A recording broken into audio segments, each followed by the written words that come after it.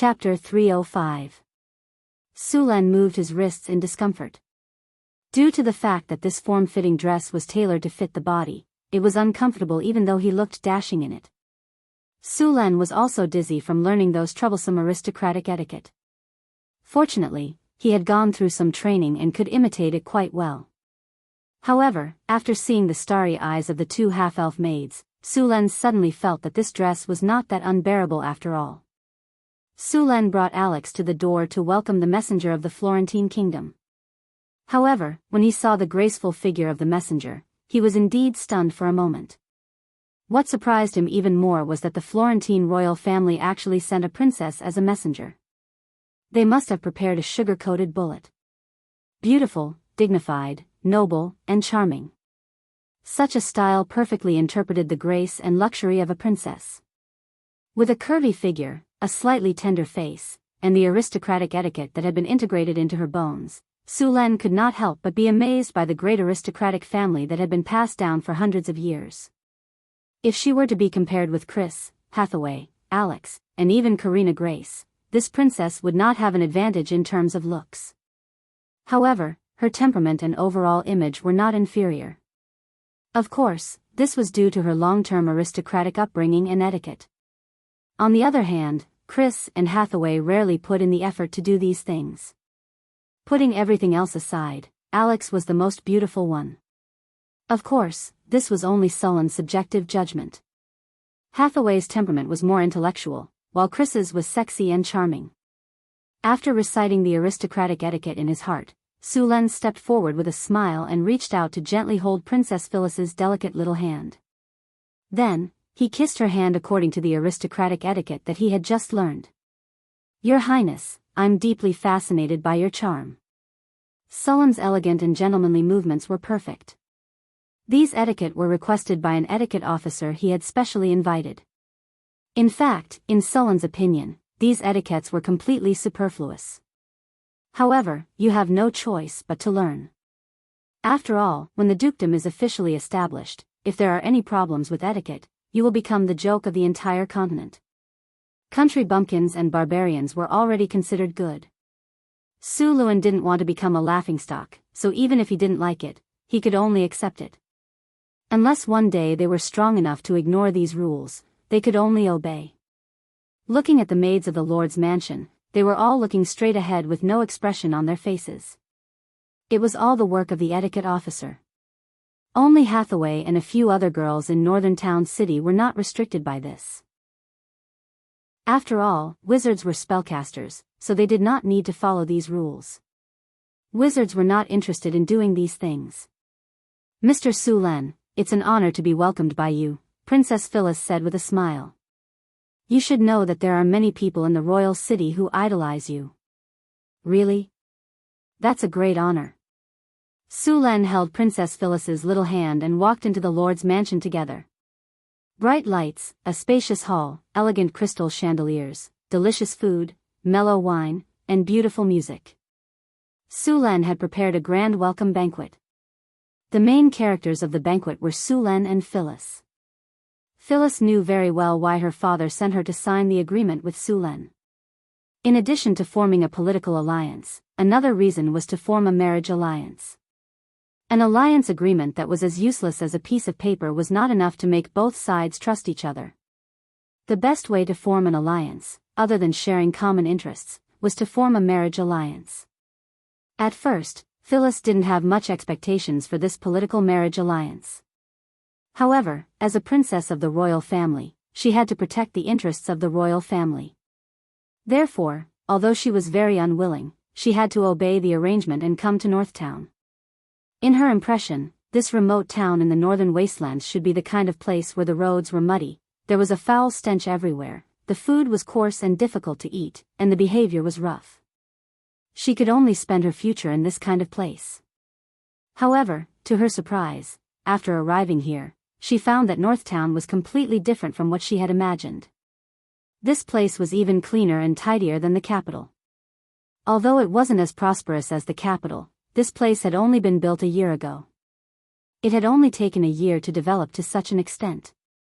If it was given a few more years, she felt that it might even surpass the capital. More importantly, her marriage partner was also unexpected. He wasn't the boorish barbarian she had imagined, but rather a handsome gentleman. This made Princess Phyllis, who had been worried that she would be banished, very happy. As a princess, although she could enjoy all kinds of luxurious life that ordinary people couldn't imagine, most of them were used for political marriages. They had no right to choose their own marriage partners. Even if the other party was an old man with one foot in the coffin, they couldn't refuse. Now that she saw Su Len, she felt that she was simply too lucky to have met such a powerful, handsome, and gentlemanly noble.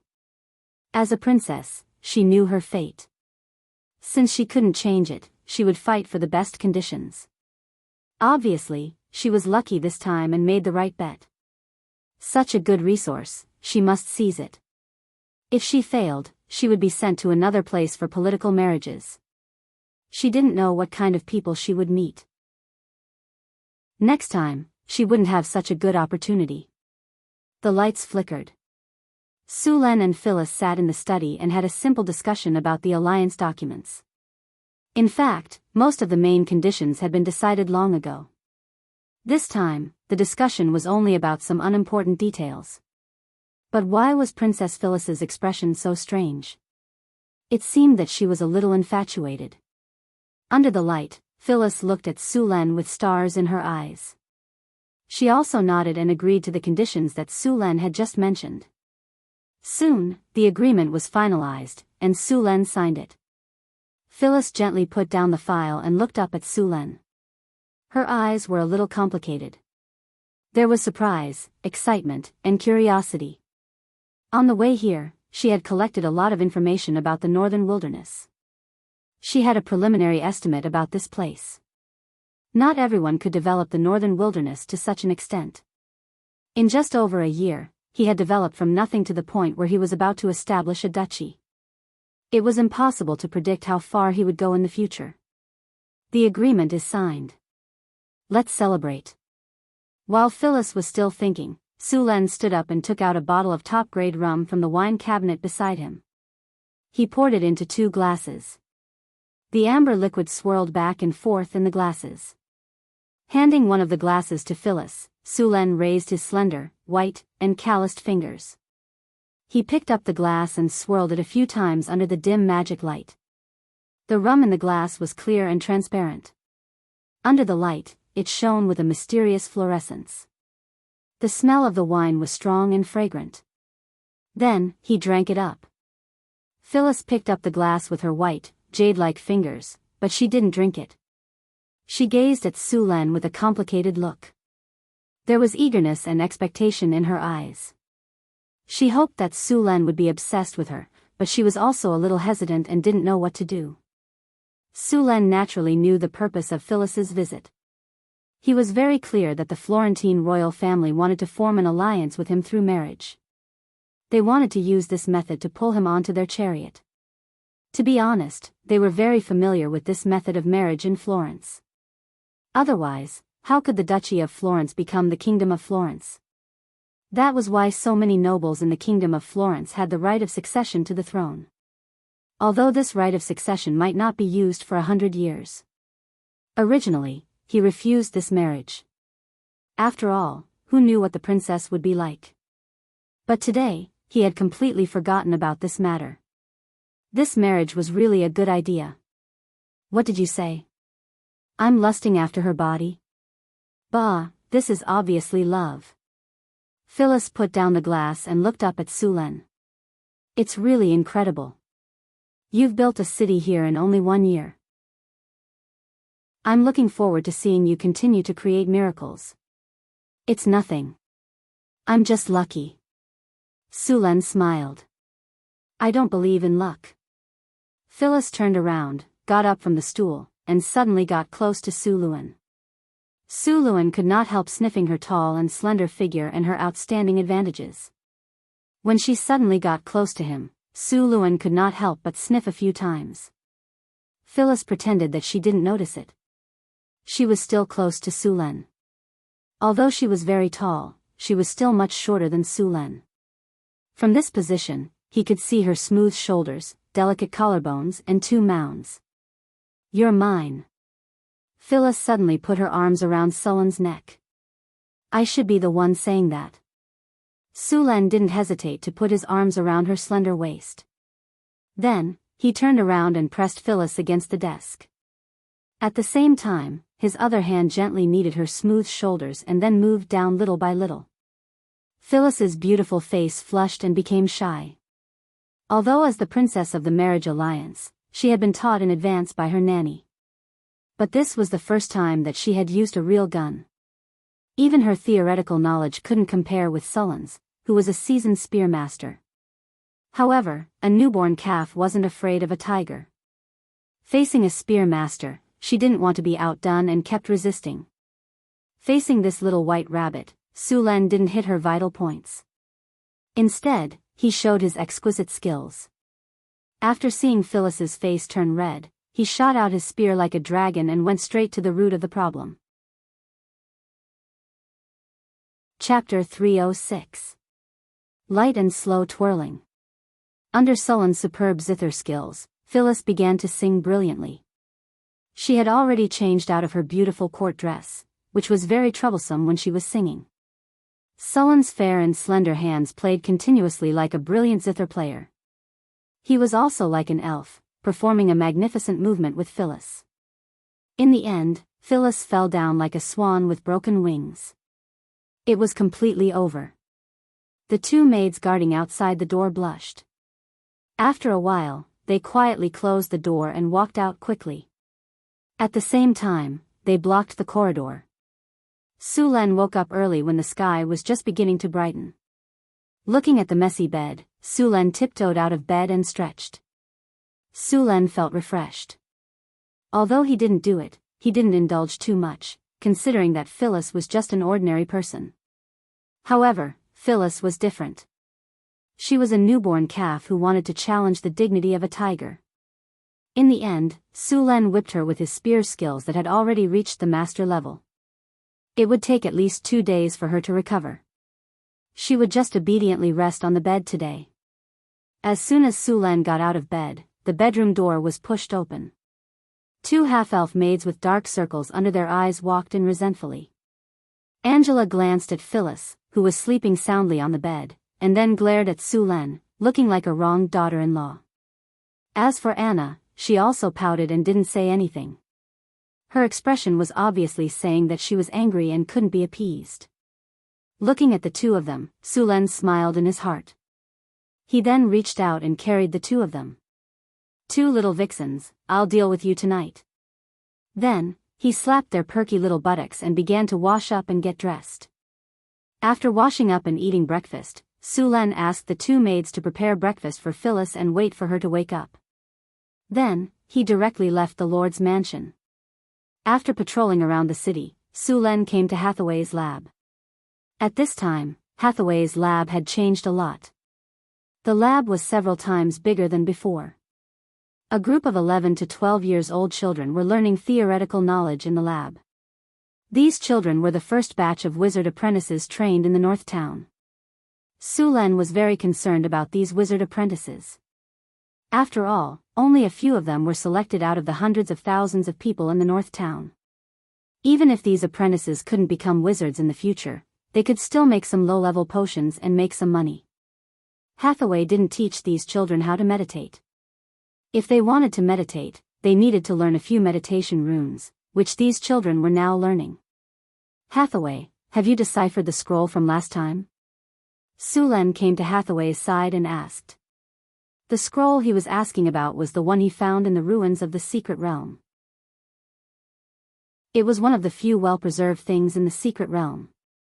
One could imagine the value of this scroll if it was still intact after such a long time. Almost, but I already know the name of the spell recorded in this scroll. Hathaway shook her head. Wizards like to use their own secret language. No matter if they were arcanists or wizards, they were all very knowledgeable. Generally, after becoming a level 3 transcendent, both arcanists and wizards would have mastered at least a dozen languages. At this time, they liked to create their own secret language. Some words that looked like waves or staves were actually the secret language of wizards. It wasn't easy to decipher this secret language, but if you looked in the right direction, you could decipher it with some time. The scroll that Su-Len and Hathaway got was recorded in a secret language. However, although they couldn't understand the secret language, they could still recognize the changes in the runes, which made it a lot easier to decipher. What's the name? That spell is so well preserved. It can't be a legendary spell, can it? Su-Luen asked. It's not legendary. This spell is only level 5. Hathaway shook her head. Su-Luen was greatly disappointed. It's only a 5th circle spell. Why are you looking down on level 6? Hathaway glanced at Su-Len and said, a level 5 spell is also very strong, and this is not an ordinary level 5 spell. No matter how extraordinary it is, it's still a level 5 spell. How can it be more powerful than a level 7 spell? Su-Len said casually. This spell is called Bigby's Palm of Protection. Hathaway's faint voice came. Even if it's Bigby's Palm of Protection. What did you say? Say it again. Su-Len suddenly reacted. The spell recorded on it is Bigby's Palm of Protection. Hathaway emphasized. I didn't expect it to be the Bigby series of spells. Su-Len said in surprise. In the vast sea of spells that wizards had, there were countless spells that had appeared since the birth of magic. However, among these spells, there were a few that were very famous. For example, the Melf series of spells. This series of spells was very weak, and the spell level was not high, but it was very famous. Melf's Minute Meteor and Melf's Strong Acid Arrow. Although these two spells were not very powerful, they were known as low-level god-slaying spells. Of course, it was a bit exaggerated to say that they could slay a god. At least no one had succeeded in using this spell. A god's body was surrounded by a special energy field. As long as this energy field existed, ordinary low-level and mid-level spells and rare weapons could not hurt the god. However, these two spells could. Although the power of these two spells was not great, they had other characteristics. After these two spells were cast, the Minute Meteor and Strong Acid Arrow were regarded as +5 rare weapons. In other words, they were equivalent to legendary weapons. Although the attack was shockingly low, this kind of spell could just break through the energy field around the god's body and hurt the god himself. Legendary weapons were not cabbages. Each one was very rare. Only legendary weapons could break through the protection of the god's force field. In this way, it provided a theoretical possibility that if enough people learned Melf's Minute Meteor, then it was possible to kill the god. Of course, this was only theoretical. After all, it was not easy to find enough people to ambush a god who was alone. Bigby's 5 consecutive palms was also a similar spell, and the Bigby's 5 consecutive palm spells were from the 5th circle to the 9th circle. Bigby's Palm of Protection, Bigby's Flying Palm, Bigby's Capturing Palm, Bigby's Vajra Palm, and Bigby's Crushing Palm. These 5 spells didn't rely on magic resistance when they were judged. Therefore, high magic resistance had no effect in front of these spells. If this set of spells was used well, it could be tried as a close combat mage. Even a legendary warrior would not have any advantage in close combat. When he learned that this spell scroll recorded the Bigby series of spells, Su-Len was overjoyed. This spell was a rare spell, but it was not easy to learn. Su-Len could not learn it at his current wizard level. After a while, Su-Len left here and went to the wizard tower. More than 5,000 workers were working hard at the wizard construction site. After a few months of construction, the underground floors of the wizard tower had been completed. Now they were building the upper floor. Half of the steel and all the obsidian produced in Northern Town during this period of time were invested in the wizard tower. Even Alex, Karina, and Grace were now helping here. A lot of obsidian mined from the underground world needed to be processed. Then these obsidian were fused with stone to mud, and then turned into big blocks with mud to rock. Finally, they needed to cast hardening spells. The whole project was very big. If it were not for the large number of spellcasters in Northern Town, such a wizard tower would take at least a few times more time to build. The steel rods were erected one by one and then wrapped in obsidian. The entire process was done with great familiarity. According to this progress, the main body of the wizard tower would be almost finished by the end of this year to the beginning of next year. However, only the main body was built. It was still far from the completion of the wizard tower. A lot of runes still needed to be engraved in various parts of the wizard tower, and at the same time, energy channels needed to be laid. The most important device of the wizard tower was also the core of the wizard tower, the elemental pool. The operation of the wizard tower was completely dependent on the elemental pool. Only a wizard tower with an elemental pool could be considered a real wizard tower. Those without an elemental pool could only be called a wizard tower at best. In addition to the elemental pool, a wizard tower also needed a tower spirit. Sulan had already prepared the legendary soul crystal to make a tower spirit, but Hathaway was only a rank 4 wizard. If she wanted to make a legendary tower spirit, only a legendary wizard could do it. Therefore, this soul crystal could only be stored for now. As for asking other legendary wizards to make a tower spirit, this was something very few people would do. This was because if the legendary wizard left a back door when making the tower spirit, he could control the tower spirit at any time. Once the tower spirit was used to control the wizard tower would become someone else's. Therefore, unless it was absolutely necessary, no one would ask others to make a tower spirit. The original owner of the tower spirit in Sulan's secret realm had died thousands of years ago. Even if he left a backdoor program, it would be useless. The tower spirit recorded the soul waves. Everyone's soul waves were different and had a unique frequency. Once a person entered the river Styx or the capital of the death god, their soul would be broken down and only the core of their soul would be left. The soul that had been reassembled was completely different from the previous soul, so this backdoor was completely useless. Even if the original owner's soul was reincarnated, it would not be able to open this backdoor program. Chapter 307. In order to speed up the construction of the wizard tower, Hathaway planned to make some golems to help. She had already learned how to make clay golems, rock golems, and stone golems.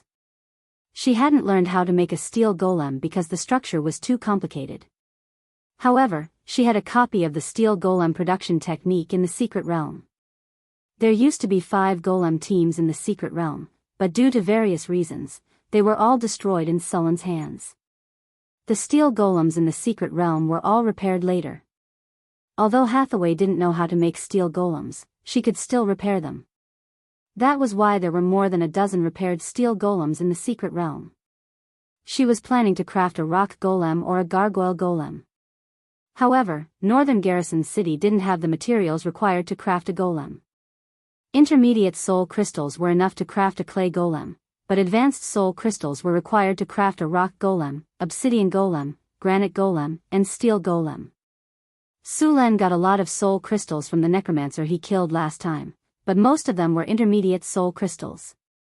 They could only be used to make clay golems. He had already used a few advanced soul crystals. If he wanted to get a lot of high-quality soul crystals, the best way was to go to the lower planes. Whether it was the bottomless abyss or the legendary undead world, they all produced high-quality soul crystals. However, they needed to be transported across planes, which Sulan didn't have the ability to do. If he wanted to get some advanced soul crystals, the best way was to try his luck at trade fairs. Wizards often held secret trade fairs. There were always a lot of good things in these trade fairs. Things that couldn't be sold in normal magic shops would appear in these trade fairs. Sulan had only heard about them from Hathaway before. Now, he was going to see it for himself. Northern Town City was located in the northern wasteland. This place used to be a gathering place for monsters, so there were no secret trade fairs here. The closest wizard gathering to Northern Town City was near Cult City. Hathaway used to be a wandering wizard. In order to trade for all kinds of magic materials, she had spent some time in these wizard gatherings. Naturally, she knew about these gatherings. Sulan and Hathaway were going to Cult City to participate in the wizard gathering. Northern Town City also needed to be prepared. After Sulan and Hathaway left, Sulan was going to leave Northern Town City to Alex. Karina and Grace would assist him. The army of Northern Town City would all be under Alex's command. If he couldn't make a decision, he would talk to Sulan or use the communication stone. However, the stone was very expensive and had a limited use, so he had to use it sparingly. It could only be used a limited number of times.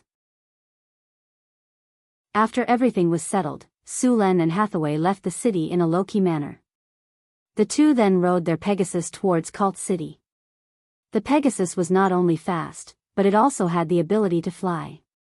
A journey that would normally take a week was completed in a day. The two descended from the sky when they were about 10 miles away from the city. Their target was not the city. Instead, it was a small town outside the city. Most wizards didn't like to live in cities. There were too many people in cities, and they didn't like to be disturbed. There was also the danger of wizards doing experiments. It was not suitable to live in a densely populated area. Therefore, the wizard gathering was held in this small town outside the city. There was a forest outside the town. The whole town was covered in a large concealment circle. From the outside, it looked like this place was shrouded in fog all year round. Normal people would get lost if they went in. If they were lucky, they would find their way out. If they were unlucky, they would be trapped inside and die. In the afternoon, a group of handsome white horses galloped from afar. The horses were very fast. In the blink of an eye, they arrived at the edge of the forest. Sulan and Hathaway jumped off their horses. Before entering the wizard gathering, the two put on a mask to hide their identity and put on a large cloak. After making sure no one would notice anything from the outside, Hathaway took out a badge and entered first. Sulan led the Pegasus and followed closely behind. After passing through a few concealment circles that normal people couldn't detect, the two soon appeared on a deserted street. Of course, this deserted street was only compared to the bustling city outside. At a glance, there were at least a few hundred wizards on this street. Of course, most of them were wizard apprentices. The width of the street was about 10 meters. There were shops on both sides. Many people wearing wizard robes were going in and out of these shops. There was even a market not far away. It was full of stalls. Sulan followed behind Hathaway. He was now a level 2 wizard, a level 4 wizard. After entering the town, there were some wizards guarding the entrance. After paying some kinnar and telling them the rules of the town, the two entered.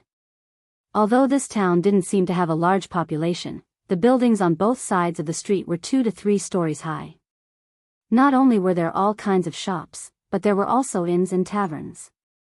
It could be said that this was a bustling town. First, they found an inn and left the Pegasus there. Then, they began to walk around. The two came to a shop and began to look for things to buy. These shops had a wide range of business. Not only did they sell things, but they also bought all kinds of raw materials.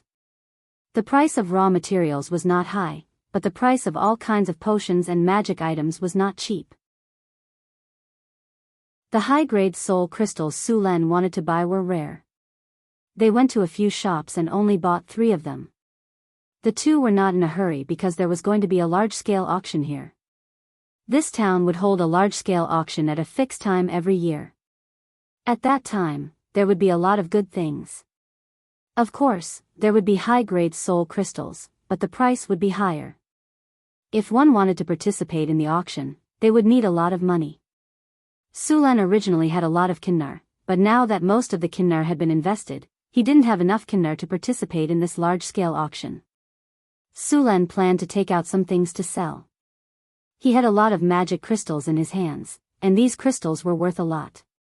Soon, the two arrived in front of a shop. This shop was the largest in the area, and there were many wizards coming and going. It seemed to be a good place to sell. They looked up at the sign. The sign said, Blood Rose Alchemy Workshop. Without hesitation, the two walked in. The shop was quite big, about 200 to 300 square meters. There were 4 or 5 wizard apprentices in uniform greeting customers, pointing at the goods on the shelves and introducing them to the customers. As soon as the two walked in, an apprentice came up to them with a big smile and was about to greet them. Stand down. I'll take care of this wizard myself. A wizard was sitting in the corner of the hall, flipping through a scroll. When he heard the noise, he turned his head to look. At first glance, the middle-aged wizard's face changed drastically. He then put away the scroll and walked over to Hathaway. He gave a wizard salute and respectfully said, "Great wizard, I don't know what you want. Would you like to come to our third floor for a detailed discussion?" "Okay," Hathaway nodded and said calmly. Then, under the guidance of the middle-aged wizard, the group quickly came to the third floor. The third floor of the alchemy workshop was divided into a few small rooms. The decorations inside were much more luxurious, but most of the wizards did not care about these luxuries. There was a young and beautiful female apprentice in each room. When they saw the middle-aged wizard and his group come up, they immediately brought some food and drinks. After they sat down, the middle-aged wizard immediately greeted them with a smile. "Please have a taste, sir. This food is made by the halfling human chef we hired. It's very delicious. Forget about tasting the delicacies. Let's see if you have the materials I want to buy." Hathaway shook her head and said. Then, she made a gesture to Sulen. Sulen took out a parchment scroll from his storage space and handed it to the middle-aged wizard. "Since you said so, let's take a look at the list first." The middle-aged wizard was not angry. He took the parchment scroll and opened it to check. Hathaway and Sulen did not touch the food on the table. It was necessary to be vigilant in a place like this. Although the probability of them tampering with the food was very low, it was better not to touch it in order to prevent accidents. After a while, the middle-aged wizard's face became strange. Hathaway and Sulen were not surprised. They knew very well what was written on the parchment scroll. It was not easy to find these materials. "The materials you are looking for are indeed rare." The middle-aged wizard smiled bitterly and said, "Apart from a few pieces of high-grade soul crystals, we can't do anything about the adamantine, mithril, and legendary elemental cores. Once metals like mithril and adamantine are discovered, they'll be sold immediately. Unless you're lucky, you won't be able to buy them at all. As for legendary elemental cores, only legendary wizards can have them." "You have high-grade soul crystals?" Hathaway's eyes lit up. "That's right.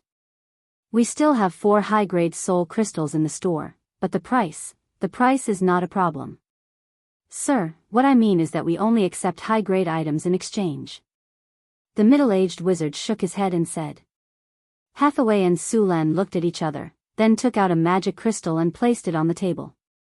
Magic crystal in exchange for high-grade soul crystals. Seeing Hathaway take out the magic crystal, the middle-aged wizard quickly took it and appraised it. After a while, he looked up and said, "Low-grade magic crystal in exchange." Chapter 308. Afterward, the middle-aged wizard put the crystal back and snapped his fingers. A flash of light appeared and disappeared. Moments later, someone knocked on the door of the room. Afterward, a wizard walked in and handed a brocade box to the middle-aged wizard. "Sir, this is the advanced soul crystal that we have in our store." The middle-aged wizard opened the brocade box and saw a purple crystal the size of an egg sitting quietly inside. Hathaway reached out and picked up the crystal. Afterward, she began to inspect it. Soon, Hathaway finished her inspection. This was indeed an advanced soul crystal. Since there was no problem with the goods, the next step was to discuss the price. "Sir, if you want to use magic crystals to exchange for high-grade soul crystals, you will need at least 30 magic crystals of this size to exchange for 1 high-grade soul crystal." The middle-aged wizard pointed at the magic crystal on the side. "Impossible. This price is too ridiculous." Sulen rejected without even thinking. Although a soul crystal is precious, its value is not as high as 30 magic crystals. "Sir, you should be well aware of the preciousness of high-grade soul crystals. These low-grade magic energy crystals aren't bad, but they aren't too rare. If you want to exchange them for high-grade soul crystals, you'll have to raise the price." The middle-aged adept explained with a smile. "Even so, this price is already more than double. We will not accept this price. Sulen shook his head. All right then. How many do you think are suitable? The middle-aged magus carefully observed the expressions on their faces, trying to figure out what was going on. Unfortunately, both of them were wearing masks and cloaks, so he couldn't see any abnormalities. This made the middle-aged magus feel a little disappointed, and he muttered to himself. Judging from their size, they should be a man and a woman. Judging from their voices, they should be quite young. It's just a little strange that there are not many great wizard-level witches, and there are only a few of them in the vicinity of the Kingdom of Florence. Besides, there are not many young ones. Could it be that they just advanced? I haven't heard of any wizard organization that has advanced recently.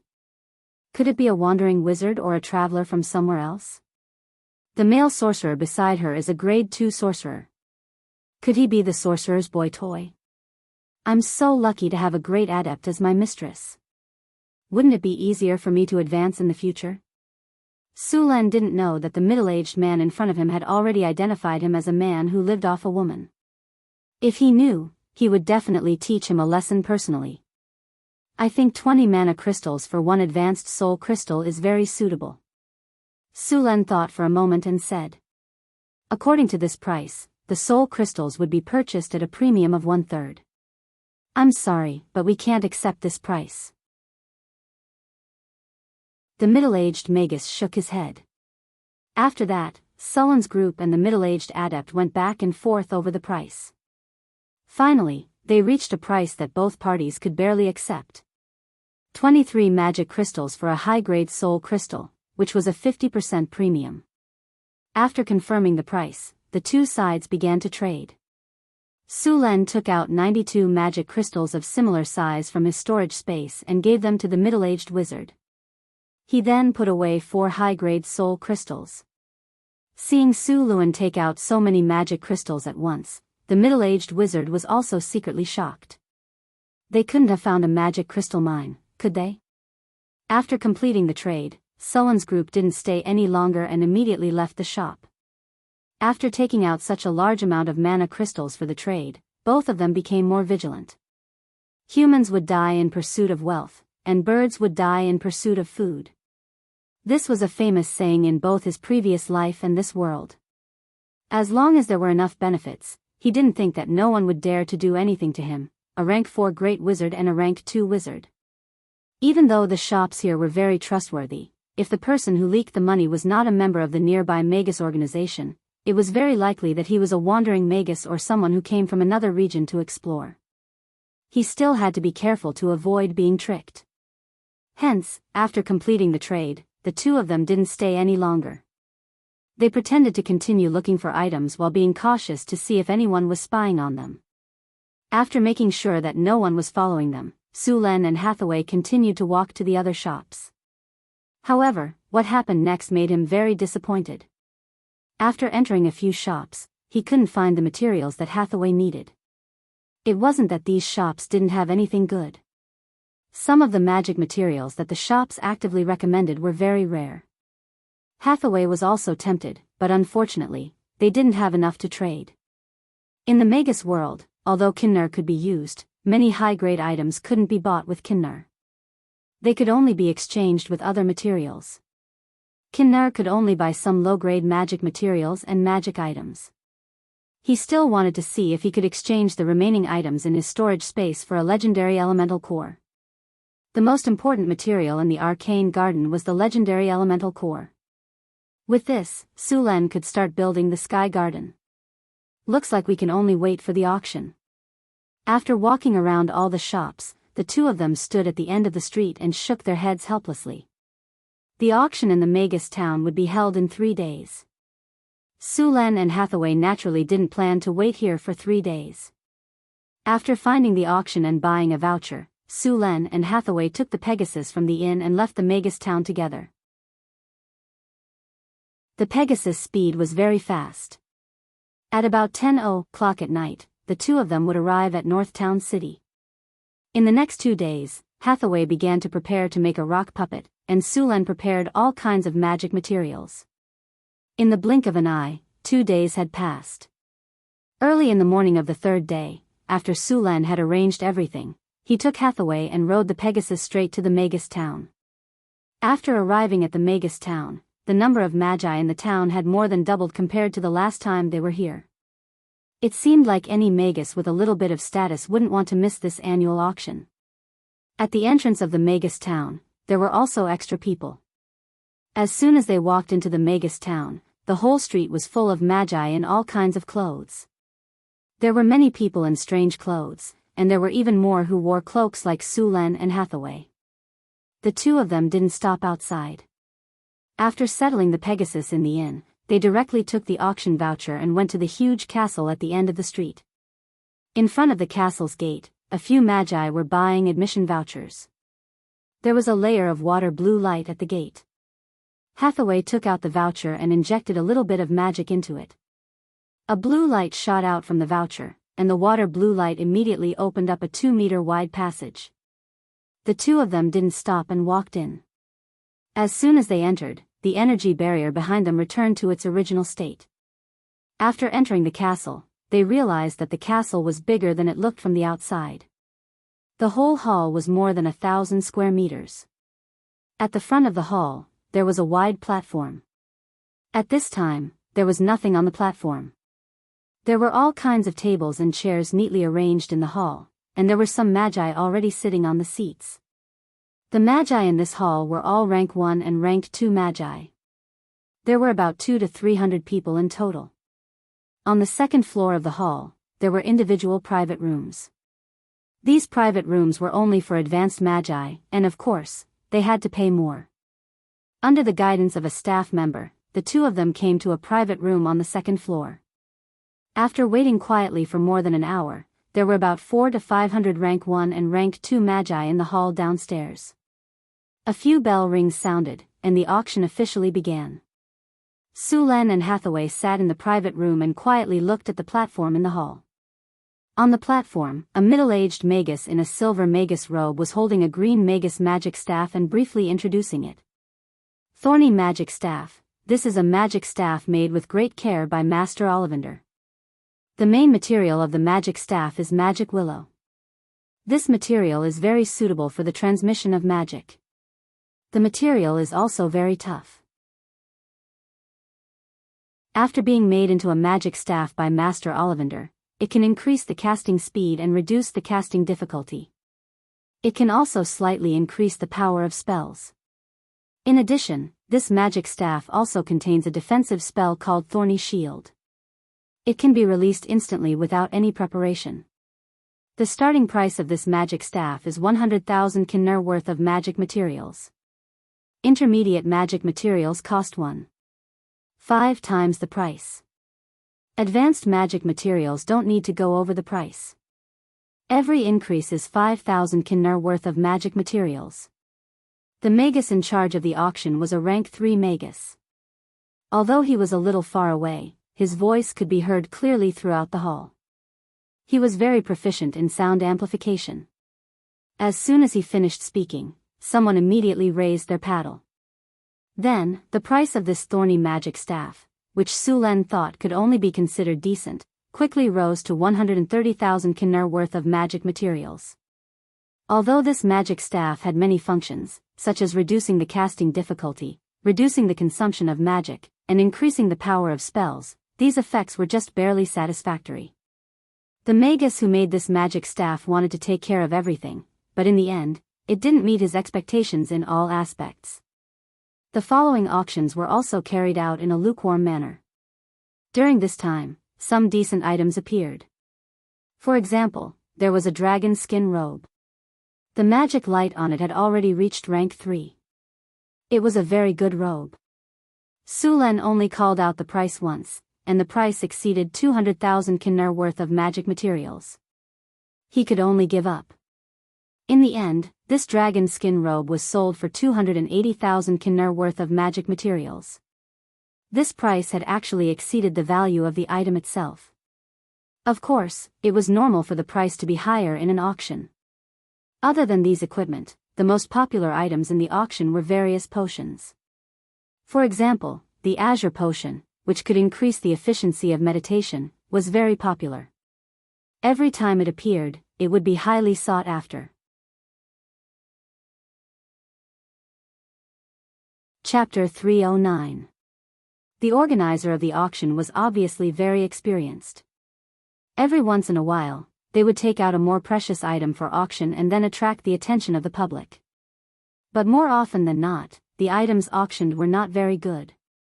Although some materials were rare, as long as one had enough money, they could also be bought in large stores. Therefore, in the auction house, the competition was not too fierce. Only rare items that occasionally appeared would cause intense bidding. As the items appeared one by one, time passed little by little. Several heavyweight items appeared in the auction and instantly set off a bidding frenzy. Several treasures appeared in a row, and the competition was fierce. Soon, the atmosphere of the entire auction became extremely hot. A piece of mithril, 832 grams, a rare metal material, the starting price is 350,000 kinar, a high-level magic material. Note that it is a high-level magic material. The price increase should not be less than 10,000. A piece of silver-white metal with a strange light appeared on the auction stage. The metal was slightly bigger than a fist, but the surface was like a layer of scales. When he heard the words, mithril, Sullen's body suddenly tightened, and his eyes stared at the piece of metal. Mithril, one of the most precious magic metals, was an important material for building a floating space city. It could be said that you could never have enough of it. He did not expect to see a piece of it here. 380,000, 400,000. 500,000. Mithril was really famous. Before Su Luan could bid, many people had already bid one after another. Soon, the price exceeded 500,000.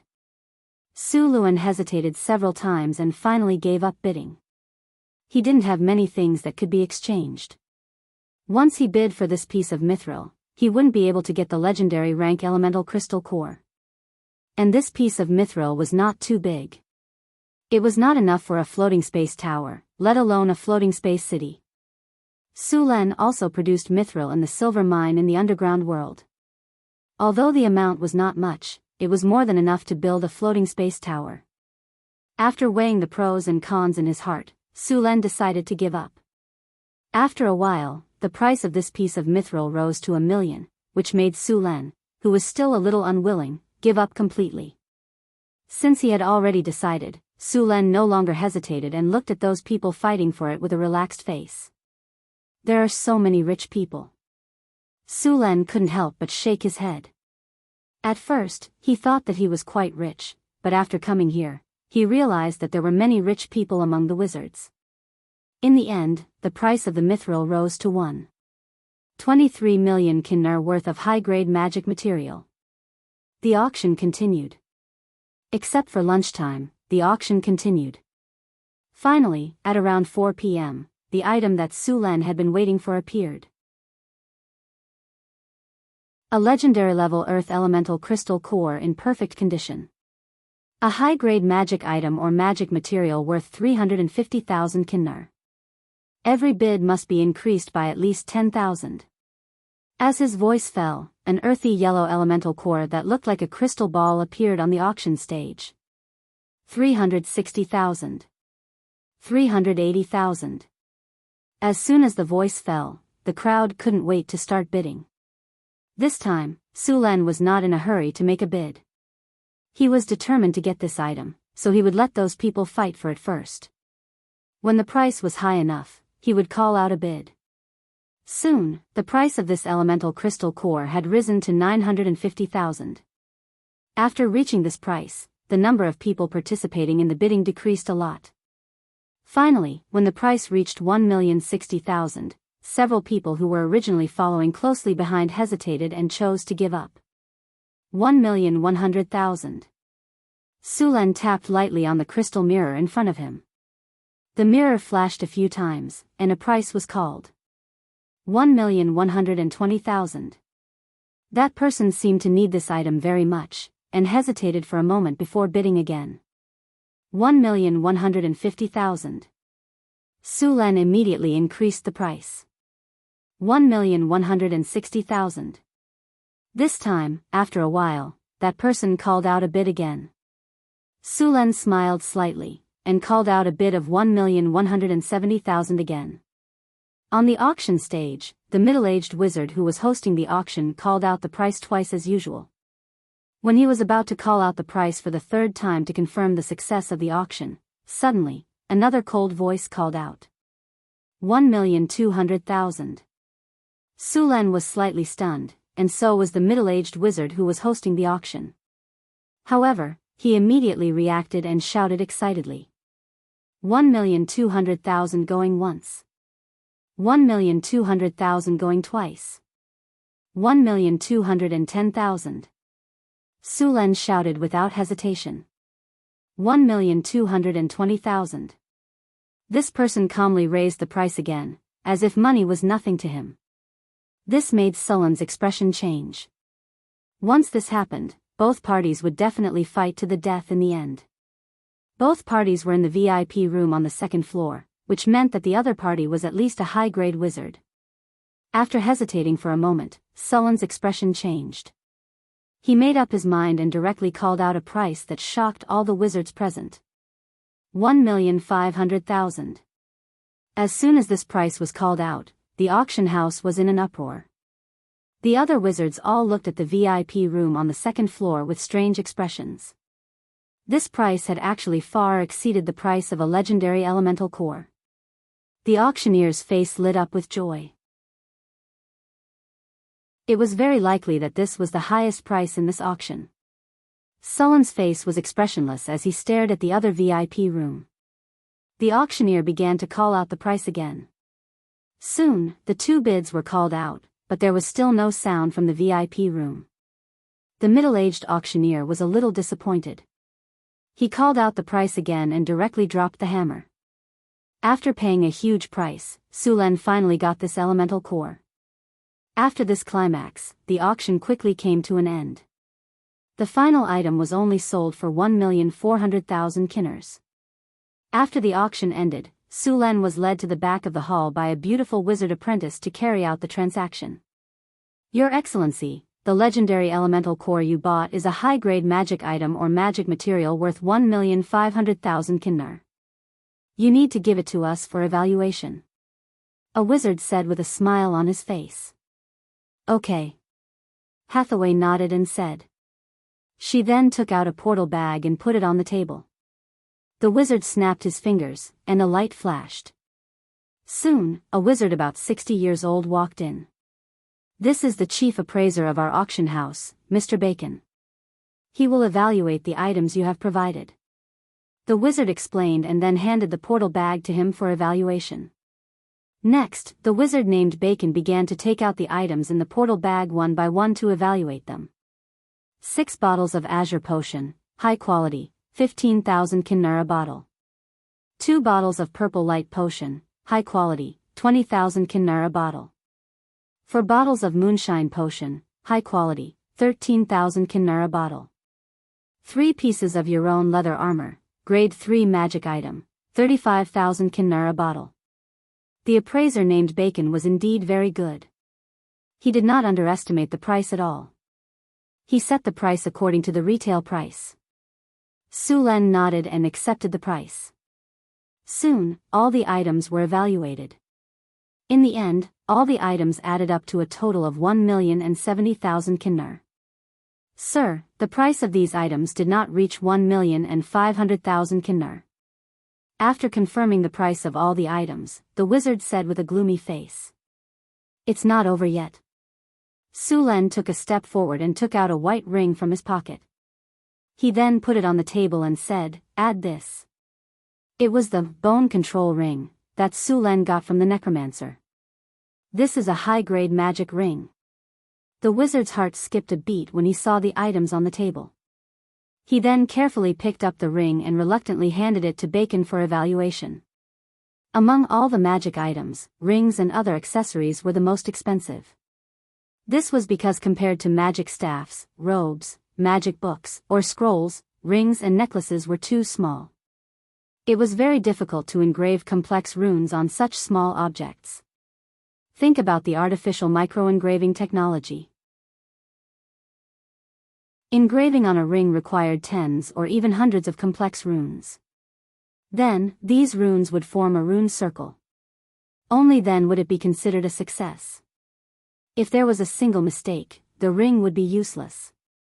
Therefore, the price of a high-grade magic accessory was more than twice the price of other magic items of the same grade. Good stuff. Wizard Bacon looked at the ring for a while. He then put down his crystal glasses and couldn't help but praise. It's been a long time since I've seen such exquisite craftsmanship. This should be something that only a master alchemist could make. The only pity is that this ring can only be made by a necromancer. If it was a common magic ring, it would cost at least 600,000 or 700,000. But now, I can only estimate it at 500,000. Do you too accept this price? Yes. Hathaway nodded and said. Then we'll pick out the extra 70,000 kinnar worth of goods. Also, this legendary earth elemental crystal core is yours. The wizard on the side said. You don't have to pick out the stuff. Just exchange it for 70,000 kinnar worth of materials. Hathaway said as she took the legendary earth elemental crystal core and inspected it. That works too. What materials do you need? The wizard asked with a face full of joy. It's all on this list. Hathaway handed over a list of materials that were not available in the northern town. The auction had just ended, and they had collected a large amount of magic materials. The materials on the list were not too rare, so it didn't take long for them to collect all of them. After checking all kinds of goods, both sides were very satisfied. Sulan and Hathaway took the things and left the auction house. They didn't stay for long. They went back to the inn and left the wizard town with the Pegasus. Chapter 310. The two left the wizard town and stopped hiding. Sulan got on the horse and carried Hathaway in his arms. He rode the Pegasus and soared into the sky. The Pegasus neighed and galloped forward. Damn it, that's a Pegasus. Why do they have such a thing? Chase them. What's there to chase? Do you think you can catch up with a Pegasus? Just as Sulan and Vivian left quickly on the Pegasus, 3 people in black wizard robes suddenly ran out from the woods below and looked at the figures disappearing into the sky. Sulan didn't know that there were a few wizards ambushing him. Even if he knew, he wouldn't care. According to the speed of the Pegasus, the wizards' flying spells were far from being able to catch up with it. Unless they had flying magic items, such as magic carpets or airships. Flying items were not common in this world because wizards preferred to use teleportation spells instead of flying slowly when traveling long distances. The Pegasus carried the 2 of them across the sky like a shooting star. Finally, 2 hours later, they arrived at the northern town city. Letting the Pegasus rest and play by itself, Sulan excitedly carried Hathaway back to the bedroom in the Lord's castle. Then, he pulled Phyllis and the 2 little maids over to play a Russian roulette game. Early the next morning, Sulan got up feeling refreshed. Although it cost a lot to attend the auction this time, he got all the things he wanted and bought them. In addition to the elemental crystal cores to build the arcane garden, he also got 7 advanced soul crystals. Hathaway planned to build 2 gargoyle magic statues with these soul crystals, and the rest was to build the iron magic statue. The gargoyle magic statue belonged to the advanced rock magic statue. Its craftsmanship was higher than the previous rock magic statue. These gargoyle magic statues could also fly. Although their strength was slightly inferior to the rock magic statue, it was already very exaggerated compared to humans. The gargoyle statue was made entirely of obsidian. Although the cost of manufacturing such a statue was several times higher than that of a rock statue, its physical defense and magical defense were much higher. Whether it was used for combat or carrying bricks, it was a good choice. The wizard tower was over 100 meters tall. With these 2 gargoyles, the speed of transporting materials was much faster. In fact, normal wizard towers didn't need to be this tall, but Sulan wanted to build a floating city. As the control center of the floating city, a wizard tower had to be tall enough. Hathaway picked out 2 batches of the best obsidian and sent them to her laboratory. At the same time, she gathered the last remaining craftsmen in Northern Citadel and had them carve according to the blueprint. The structure of the gargoyle stone golem was more complicated, and the craftsmanship required was much higher than that of the rock golem. However, Hathaway had already done her research. Although the production progress was a little slow, there were no problems. Su Len came here to check a few times and found no problems, so he was relieved. At the same time, he began to prepare for the Arcane Garden. The Arcane Garden was also known as the Sky Garden. It was a spectacular building that was built with a combination of fountains, flower beds, terraced platforms, and complex runic circles. Su Len had been studying the construction process for a long time. This building required a large amount of pure white marble and granite. Fortunately, there were enough rocks in the Sierra de Lotus. He just had to let the workers dig. In addition to the marble and granite, the Arcane Garden also required a lot of magic crystals. Magic crystals were used to make energy channels. There were not many magic crystals left in Northern Citadel after the trade between the Arcane Mirror and the Wizard Town. They would have to wait for the Crystal Beast's magic crystals to mature next month. The fountains in the garden were even easier to make. Sullen's Earth Spring was too easy to make. There were a lot of runic circles in the Arcane Garden, and they needed to be made slowly. The only way to build the Arcane Garden was to use Earth Elemental Crystal Cores. Only Earth Elemental Crystal Cores could make the soil suitable for the growth of magic plants. Other fire, water, and wind elements were not suitable. Elemental crystal cores were very rare in the main material world. They were only produced in large quantities in the elemental plane. Intermediate and low-level elemental crystal cores could be obtained by killing giant wind elementals. However, not every elemental creature could drop an elemental crystal core. In the 4 major elemental planes, the giant elemental creatures could only be regarded as small fish, and the elemental elders were the mini-bosses. The more powerful ones were the demigod-level elemental jinns like the wind jinn. The wishing spell in the sorcerers was to summon the elemental jinn and then fulfill it. There were also 4 elemental gods living in the depths of the elemental plane. They were the real big bosses. Before the era of the Arcane Empire, the demons of the bottomless abyss wanted to conquer the multiverse. As a result, as soon as they came out of the abyss, they bumped into the oldest elemental gods. Then, these elemental gods brought a large number of elemental creatures and directly smashed the demon army. No one knew how many elemental creatures there were in the elemental plane. It was said that after elemental creatures died in other planes, they would be resurrected in the elemental plane. However, their past memories would certainly not be retained.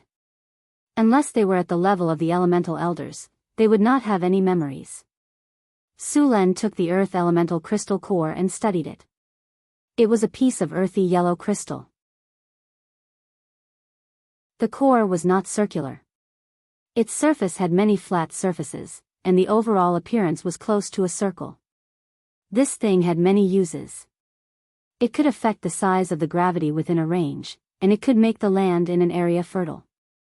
At the same time, the energy consumed in the Earth Elemental Crystal Core would slowly be absorbed from the surrounding air. In theory, as long as the consumption was not excessive, the energy of this Earth Elemental Crystal Core would not be exhausted. In the future, if he wanted to build a floating space city, he must use Earth Elemental Crystal Cores above the legendary level to create gravity for the floating space city. This way, after the floating space city entered the astral plane, the things inside would not float up.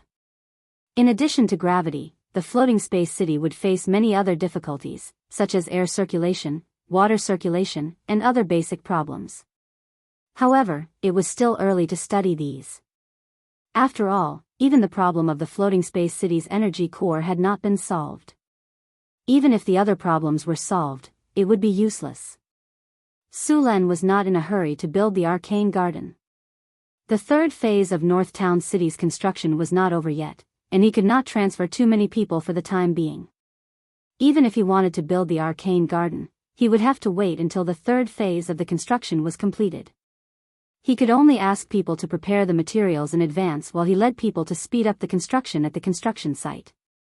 The third wall of North Town City was a huge project. Sulan was now very envious of the strength of the temples. These churches that came to Northtown City each had more than 10 spellcasters. With so many spellcasters casting mud to rock, the construction speed could not be faster. In less than a month, these churches had finished building their respective shrines. All that was left was for the craftsmen to carve and decorate. These craftsmen's carving skills were basically at the master level. Although the shrines had different styles, they all revealed a lofty and dignified aura. As for asking the spellcasters of these churches to help build the city walls, Sulan did not have that much influence.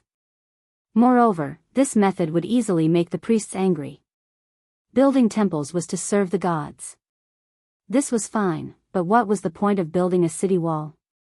Unless Sulan wanted to fall out with those churches, he could only give up on this idea. After staying in Northtown City for a few days, Sulan went to Mirror Lake City for an inspection. The construction of Mirror Lake City was also in progress, but the housing inside was already completed. The planning of Mirror Lake City was in fact a replica of Northtown City.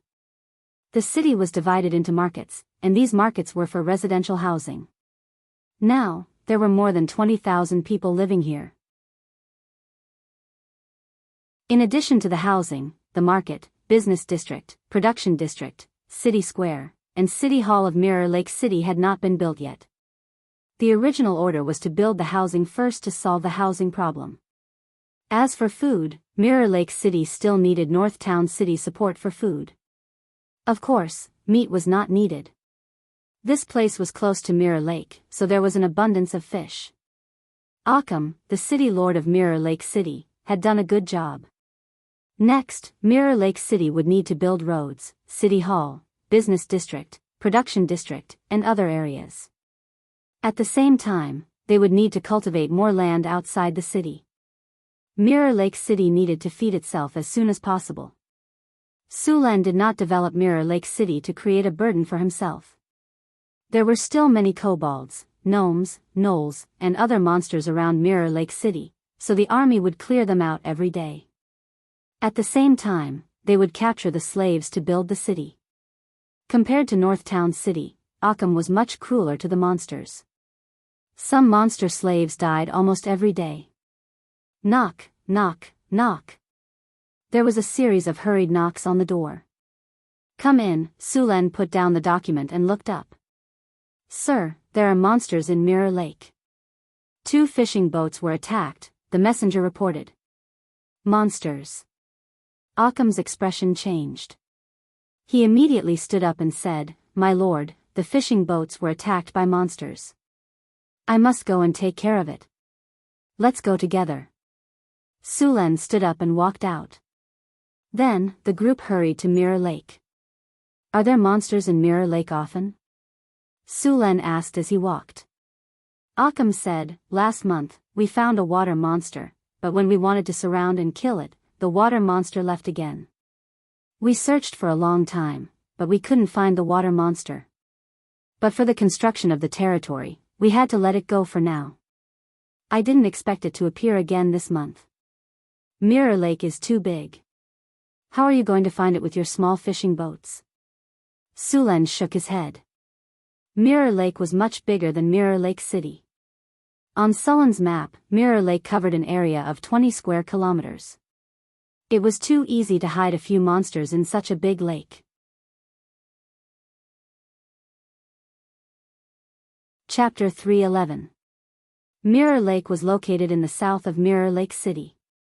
The water was clear and there were plenty of fish. It was one of the most important sources of food for Mirror Lake City. Sulan and Occam soon arrived at the dock. The dock wasn't big. The ground was wet. Many workers were moving the fish. The air was filled with the smell of fish. Seeing Sulan and Occam arrive, the manager of the dock immediately ran over. Your Excellency, Lord City Lord, welcome. The steward bowed respectfully. All right, let's not talk about the formalities. Let's talk about the water monster first, Sulan said, waving his hand.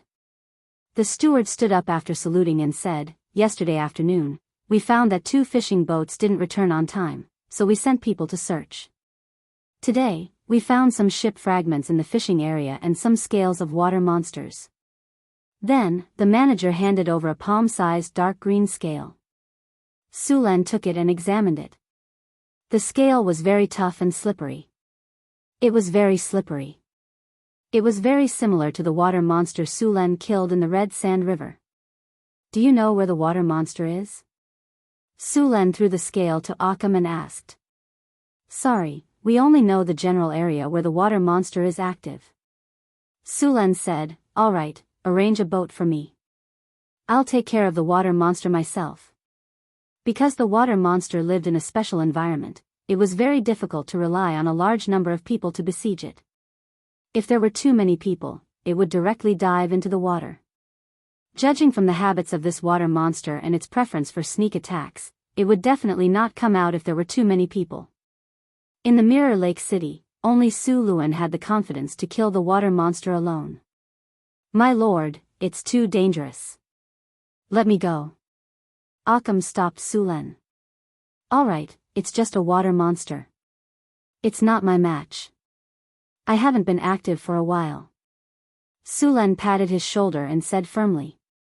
Then please let me go with you, Occam said after seeing that he couldn't stop Sulan. I agree. Hurry up and prepare the ship. Sulan waved his hand. Occam's strength was at the rank 3 transcendent realm. Even if he encountered a water monster on water, he would still have the strength to protect himself. Furthermore, he would need someone who could sail the boat to help him. Soon, the boat was ready. It was a small sailboat, 6 meters long and 3 meters wide. It only needed 3 to 5 people to operate. It was a fishing boat used by Mirror Lake City to catch and transport fish. After Sulan and Zhonghang boarded the boat, Occam and the guide skillfully untied the ropes and raised the sails. Sulan snapped his fingers and summoned a breeze to blow the sailboat away from the port. Mirror Lake covered a large area, so it wasn't easy to find the water monster. Fortunately, Sulan had a strategic map with him, so he could mark out all the enemies around. With Sulan's wind elemental, the sailboat moved very quickly. The boat was like an arrow released from a bow, quickly sailing past the water surface. Soon, the boat arrived at the area where the water monster appeared. Sulan opened the strategic map and started looking for the location of the water monster. Soon, a large number of light spots that represented living creatures appeared on the map. However, most of these light spots were fish. The water monster didn't appear.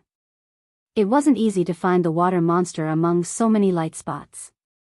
My lord, this is the location where the water monster appears, the guide said.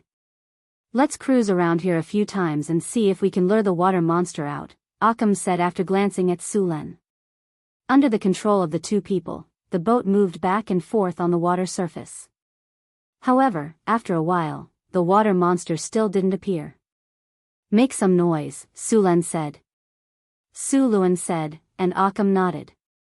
Then he and the guide began to beat the water surface to make sounds. The fish in the lake quickly fled in all directions. Sulan's strategic map quickly reduced the number of light spots by more than half.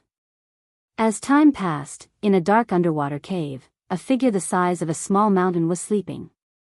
At that moment, a pair of cold and evil eyes that looked like 2 lanterns suddenly opened in the dark cave. The body that looked like a small mountain moved slowly. The mud and sand under the water suddenly rolled and turned murky. A huge black shadow swam out of the cave. A few thick tentacles swayed gently.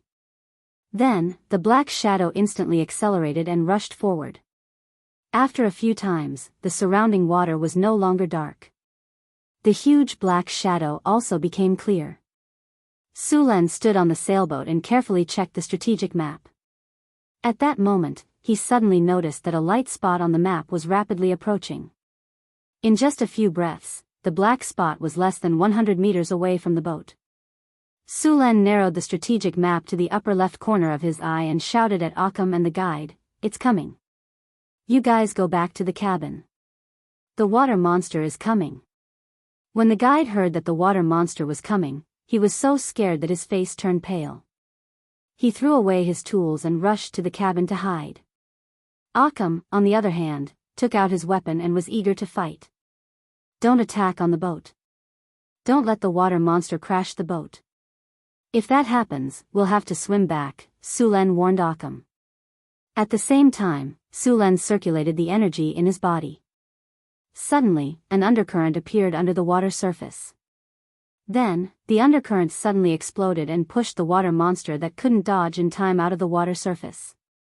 A water monster that was more than 10 meters tall like a small mountain appeared on the surface of the water. The body of the water monster was similar to a human and had 4 limbs like a human. However, the front of the limbs was something like a fish's fin. There were also 8 octopus-like tentacles on the back of the water monster. Its body was covered in a layer of dark green scales. Roar! A sharp roar was heard. Sulen suddenly felt a wave of soul fluctuation. A soul thorn formed completely by soul power rushed toward Sulen. The soul ring on Sulen's hand flashed with a white light, and an energy barrier appeared in front of him. After the soul thorn hit the barrier, circles of ripples appeared and then disappeared. Following the water monster's roar, a strange energy wave spread out. Sulen was suddenly frightened, but it disappeared very quickly. On the boat, Occam's face was a little pale. However, his eyes were still firm and fearless when he looked at the water monster. The guide, on the other hand, couldn't stand it. He fainted in the cabin. This is the aura of fear. Sulen frowned. This water monster had a domain-type ability. This ability was very similar to the dragon's aura. It didn't consume any energy, and there was no limit to the number of times it could be used. With this ability, there was basically no need to worry about being surrounded by an army. As long as the aura of fear was activated, those who weren't strong enough and didn't have a strong will wouldn't even have the courage to face it. Of course, this water monster's aura of fear was a little weaker than an adult dragon's aura. However, it was enough to deal with ordinary people. A legendary level water monster. Sulen took a deep breath. He looked at the water monster with a much more serious expression. Mystic Ice Slash. The purple dragon halberd suddenly appeared in his hand. In the next second, 3 cold ice blades flew out from his weapon. Wherever the ice blades passed, the water instantly froze. In the blink of an eye, they were in front of the water monster. The tentacles on the back of the water monster waved. A powerful water column suddenly appeared and hit the 3 ice blades. The ice blades collided with the water column and were frozen into ice pillars. Water walking. Underwater breathing. 2 beams of light flashed past Sulen's body. After using water breathing, Sulen directly jumped off the ship and rushed toward the water monster. Roar. A sharp roar sounded. The water monster floating on the water roared and quickly waved its fin-like arms. At the same time, it opened its mouth and spat out a dark green water arrow. The surrounding air was filled with a rotten and sour smell. Under the spray of the acid and poison arrows, the surrounding water surface had already turned dark green. Some of the fishes and shrimps that did not manage to escape in time had their bellies turned white. Then, they were completely corroded by the green liquid. Sulen frowned. The acid spray of the water monster in front of him was already comparable to the black dragon of the Penishade. Although the black dragon's combat power was at the bottom of the Penishade, an adult black dragon's strength was still at the legendary level. Haste. Sulen's body suddenly sped up and dodged to the side. However, the range of the acid arrow was too wide. Even if he tried his best to dodge, some of the acid still splashed onto the energy shield. Then, he saw the area where the acid came into contact with the energy shield became thinner and corroded.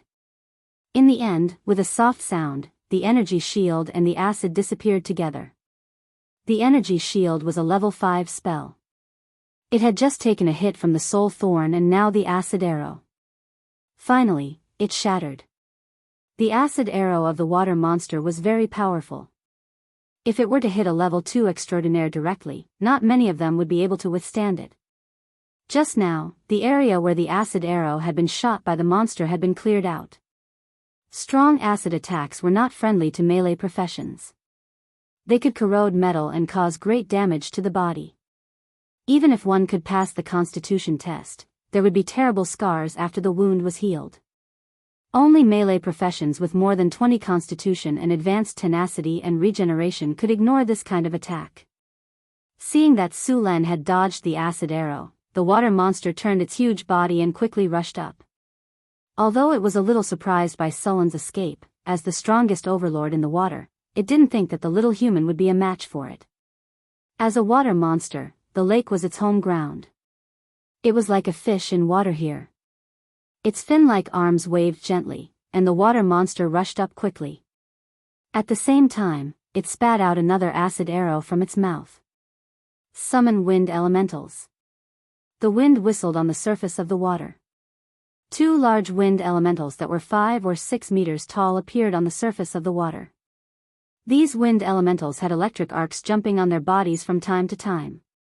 As soon as they appeared, they rushed up under Sullen's command.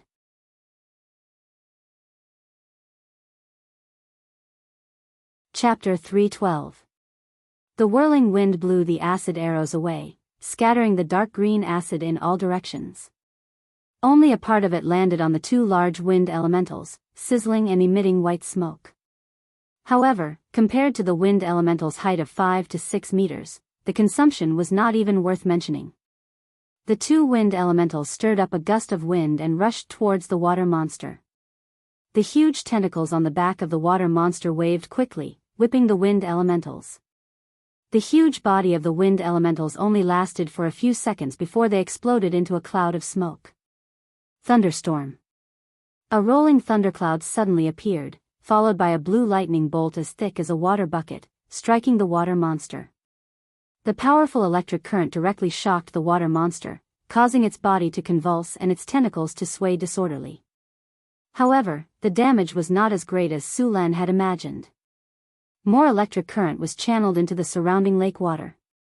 Blue electric arcs jumped on the surface of the water, and soon disappeared without a trace.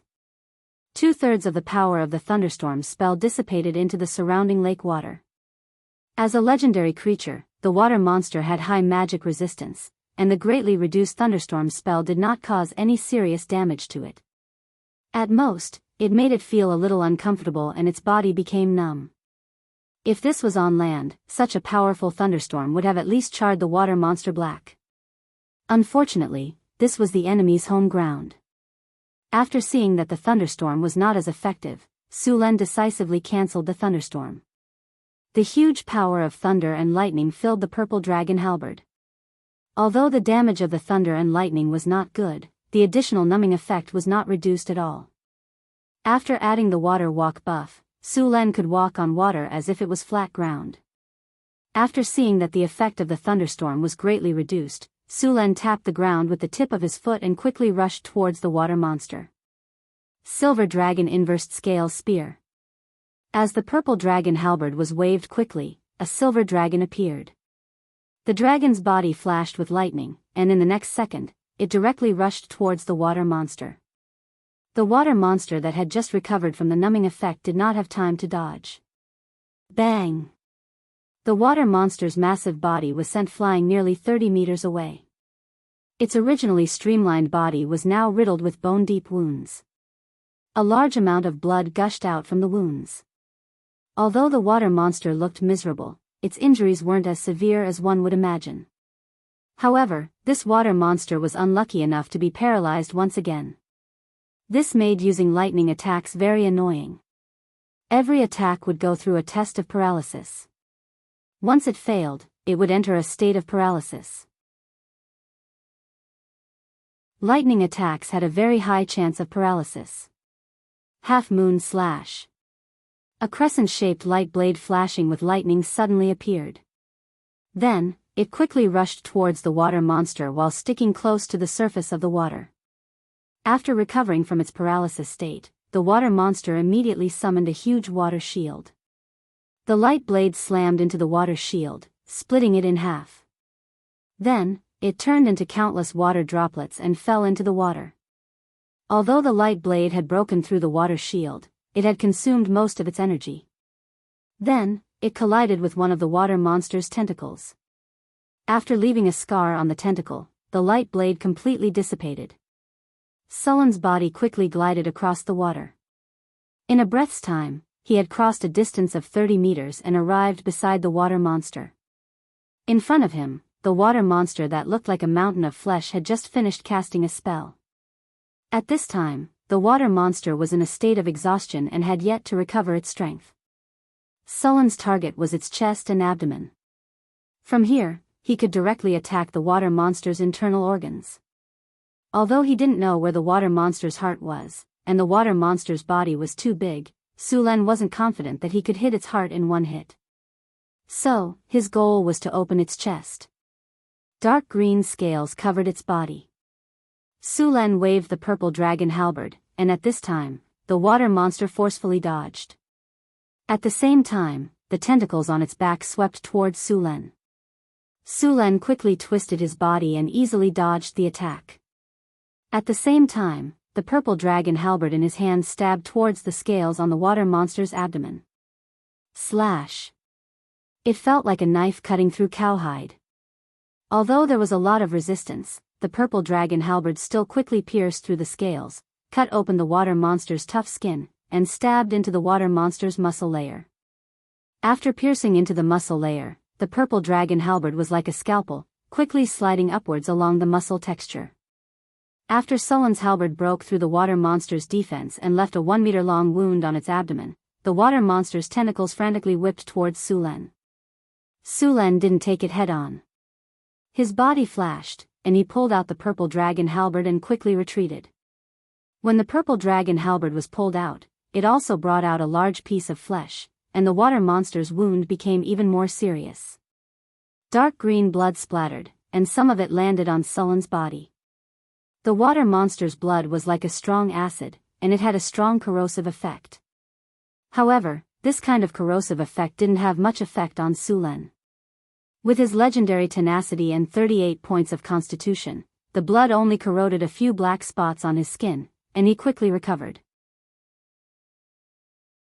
After dodging the water monster's swipe again, Sullen's purple dragon halberd drew an arc in the air, and then swept towards the water monster again. Flurry. The purple dragon halberd instantly split into countless afterimages, and these afterimages all pierced towards the water monster. Dark green flowers bloomed on the water monster's body, and for a moment, the water monster's body was covered in wounds. The intense pain caused the water monster to constantly hiss, and its sharp roars caused Sullen's ears to tingle slightly. It had to be said that the difference in size in a battle was very obvious. Sullen's attack on this water monster was like stabbing an adult with a needle. Although the wounds were bleeding and painful, the damage was not enough to kill it. Faced with the storm-like attacks, the water monster's eyes turned red. The intense pain made it even crazier, and the 8 tentacles behind it attacked wildly. Faced with the water monster's counterattack, Sullen's purple dragon halberd constantly blocked, and his body twisted to dodge, but he was still hit a few times. Fortunately, he reacted quickly, and was not caught by the water monster's tentacles. Faced with the water monster that seemed to have 8 arms, Sulen was also a little tired. Who told him to only have 2 arms? With so many arms attacking at once, this was cheating, ambushing, and not caring about martial arts ethics at all. Thunder Domain. Powerful thunder energy quickly surged out from Sullen's body, and his body was covered in a layer of jumping thunder and lightning. The purple dragon halberd was completely covered in thunder and lightning, as if it was a weapon made of countless thunder and lightning. After activating the thunder domain, a 30-meter area around Sulen was completely covered in thunder and lightning. Within this area, except for Sulen, all the enemies would be attacked by the thunder and lightning in the air every second. Every thunder and lightning attack would cause some damage, and they would also be paralyzed. However, above the water, a lot of the thunder and lightning energy was dispersed into the lake, so Sullen's energy consumption increased by several times. Although the power did not decrease, the duration was reduced by half. After noticing this situation, Sulen did not delay, and rushed toward the water monster again. The water monster, who was already in a rage, did not show any weakness. It roared, and the sharp cry shook the lake, causing ripples to appear everywhere. A powerful soul force appeared again, and then rushed towards Sulen fiercely. Roar! Sulen did not show any weakness. His eyes were red, and the energy in his body flowed, and then quickly gathered at his throat. In the next second, a loud roar came from his mouth, louder than the water monster's. The sound was like thunder, and it instantly exploded in his ears. The water around Sulen was splashed by the sound in an instant. Roar, as an ability carried by Sulen's divine power, was also very powerful, and it was even faster than Soul Thorn when it was used. The thunderous sound rang in the water monster's ears. At such a close distance, the water monster, who was not mentally prepared, was instantly stunned by the sound. It felt as if there were 500 bees flying in its ears, and its mind turned into a pile of paste at this moment. The soul thorn that it released was also affected, and its power was greatly reduced. Sulen easily took it. Seeing that the water monster was stunned, Sulen waved the purple dragon halberd and quickly rushed forward. Although it was stunned, the water monster's 8 tentacles were still waving in front of its body. Seeing this, Sulen's purple dragon halberd flashed up and down, and the purple dragon halberd flashed with lightning quickly across the tentacles. The sharp purple dragon halberd continuously slashed across the same spot on the tentacle. In just a few slashes, a tentacle that was 7 to 8 meters long and half a meter thick was cut in half by Sulen. Dark green blood spurted out. The intense pain caused the water monster to recover from the dizziness, and the remaining 7 tentacles swept over from all directions. Thunderstorm. Powerful lightning fell from the sky, and fiercely struck the water monster. Although the damage was not high, the additional paralysis effect appeared again.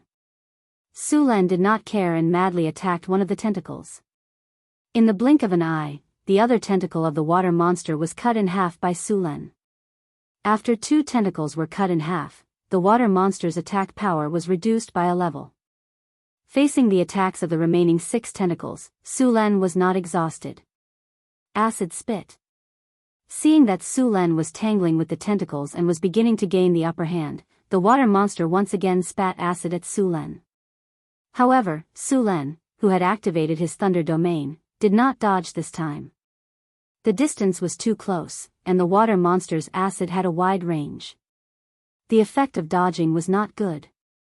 Dazzling lightning exploded from Sulen's body, and the powerful electric current formed a lightning screen in the air. The dark green acid and the lightning screen collided. Lightning flashed, and the acid churned, and then suddenly exploded. A large amount of lightning power exploded in an instant. Sulen only felt a sense of emptiness in his body.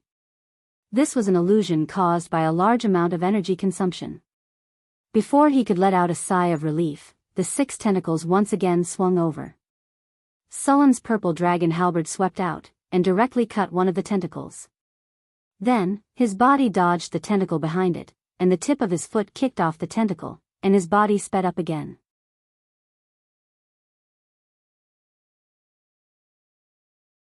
Chapter 313. Cold Poison Purgatory. A dark green liquid suddenly appeared in front of Sulen. In the blink of an eye, he was surrounded by the dark green liquid. The venom was highly corrosive and had an extremely low temperature. Sulen was charging forward at this time. He could not leverage himself in midair and was hit in an instant. The cold was followed by pain. Sulen's body was frozen in an instant. The venom and corrosive power were constantly trying to destroy Sulen's body. However, as soon as they entered Sulen's body, they were directly destroyed by the lightning power in his body. The water monster paid a great price and finally killed Sulen.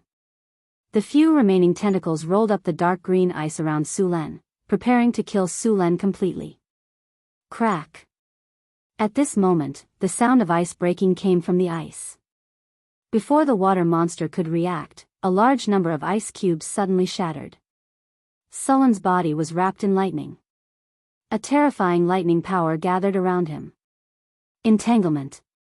6 tentacles suddenly rushed over, wanting to completely strangle Sulen.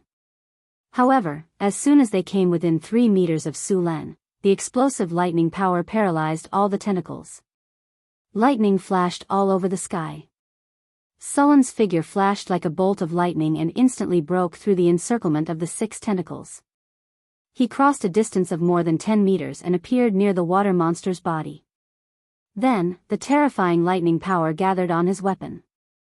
With a splash of blood, Sullen's purple dragon halberd sank more than a foot into the water monster's chest.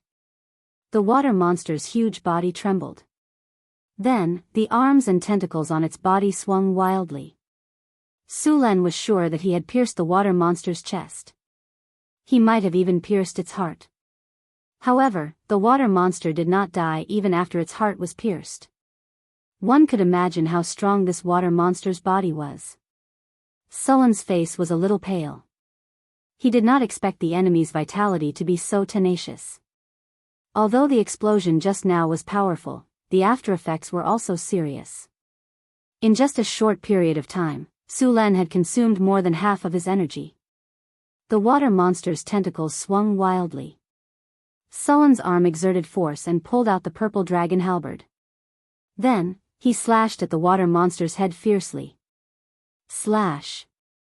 Blood splashed in all directions while lightning bolts boomed in the air. The purple dragon halberd's crescent edge deeply pierced into the water monster's head. A third of the water monster's head was cut open, and large streams of hot blood gushed out. This attack had severely injured the water monster once again. With such a serious injury, even if the water monster's body was strong, it was still made of flesh and blood. Its vitality was quickly fading. The tentacles that were wrapped around Sullen's body loosened weakly. A few tentacles began to twitch irregularly. Finally, with a bang, they fell into the lake. Blood dyed the lake dark green.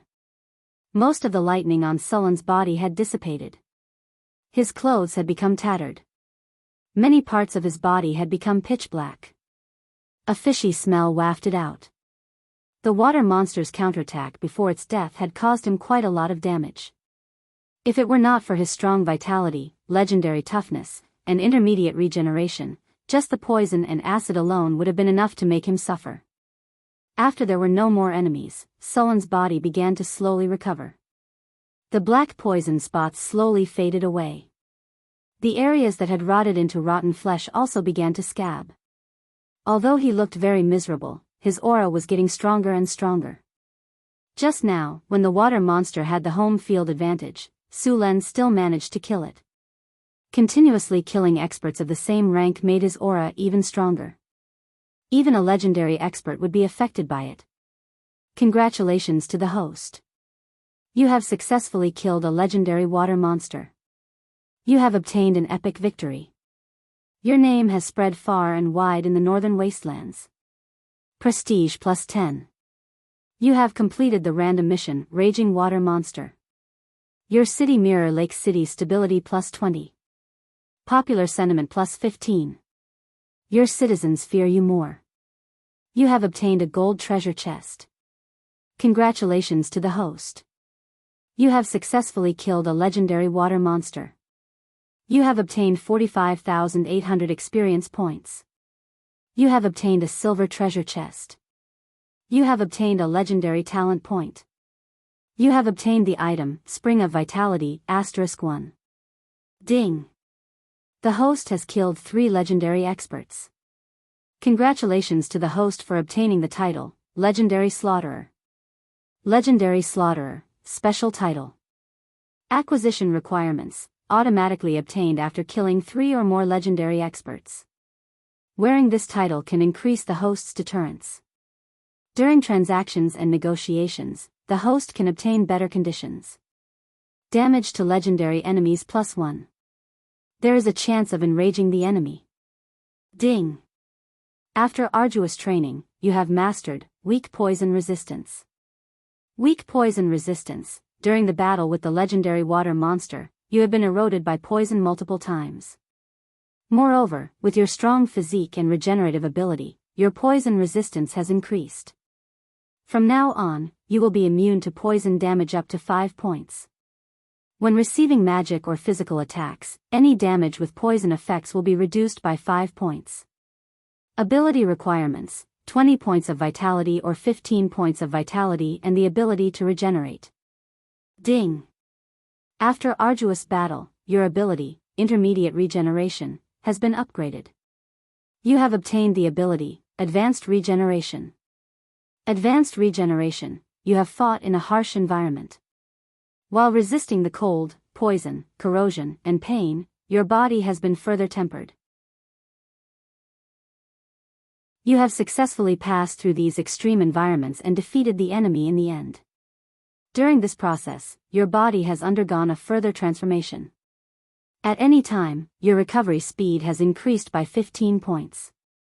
Ability requirements, 25 points of vitality and the ability to regenerate.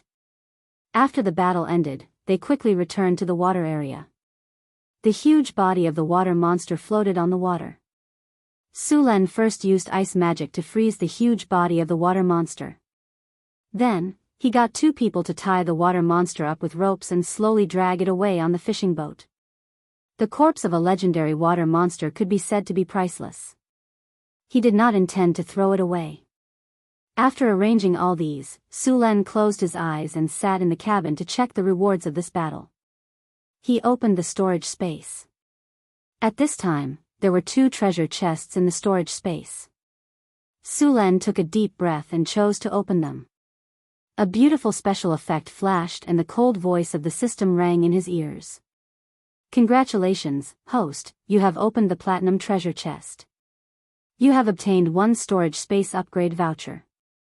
Storage space upgrade voucher? Sulen's eyes lit up. He then asked the system, how big will the storage space become after each upgrade? After the upgrade, the storage space will increase from the current 10 cubic meters to 50 cubic meters. Do you need anything else? What is the success rate? Sulen asked with a happy face. Because the host has obtained the storage space upgrade voucher, you don't need anything else for this upgrade. The success rate is 100%. Then hurry up and upgrade. Sulen said directly. His storage space was now a little small. For example, the water monster just now could not be put in. The space magic in this world was still very good. Basically, all the wizards had a space bag or other space equipment. An ordinary space bag was half a cubic meter to 1 cubic meter. Currently, the largest space equipment was only 15 cubic meters. Sulen's storage space had increased to 50 cubic meters. Begin the upgrade. With a flash of light, the storage space upgrade voucher disappeared. Then, Sulen's storage space began to expand in all directions. It only stopped when it expanded to 50 cubic meters. As the flash of light dissipated, the storage space expanded by 5 times. The originally crowded storage space became empty in an instant. Sulen calmed himself down and opened the remaining gold treasure chest. With a flash of light, the cold voice of the system rang in his ears again. Congratulations, host, you have opened the gold treasure chest. You have obtained the skill, Thunder Prison. Thunder Prison, a new skill evolved from the system's skill, Thunder Prison, after combining with the rules of this world. It can create a thunder cage to trap the enemy. During this time, the enemy will not be able to move and will be severely injured by the thunder. Detected that the host has the Thunder Territory. You can integrate the Thunder Prison into the Thunder Territory. Do you want to integrate it? Integrate it. Hearing that he could integrate it into the Thunder Territory, Sulen quickly agreed. The Thunder Territory was now his strongest state. This skill that could obviously increase the power of the Thunder Territory had to be integrated. Ding, the Thunder Prison skill has been integrated into the Thunder Territory. This integration will consume 1 legendary skill point or legendary talent point. Do you want to integrate it? Sulen gritted his teeth. Originally, he had planned to save the legendary talent point to upgrade his advanced regeneration to legendary regeneration or to upgrade his anti-magic skills. Now that the Thunder Territory integration also required legendary talent points, Sulen hesitated for a moment and quickly made up his mind. System, integrate. Begin the integration. As Sulen chose to fuse, his soul instantly appeared in a strange space. It was not the first time he had entered this space. His soul began to expand rapidly, and endless power surrounded him. The faint lightning symbol in his soul began to flicker with dazzling light, and at the same time, the lightning symbol became more solid. At this moment, he seemed to have understood a lot, but also seemed to have understood nothing. It felt like only a second had passed, but it also felt like countless years. At this moment, a strong sense of repulsion appeared, and Su Luan's soul instantly left that space. The next second, it appeared in his body, as if everything just now had been an illusion. Congratulations, host, the integration is successful. Your Thunder Territory, Basic, has officially been upgraded to Thunder Territory, Intermediate.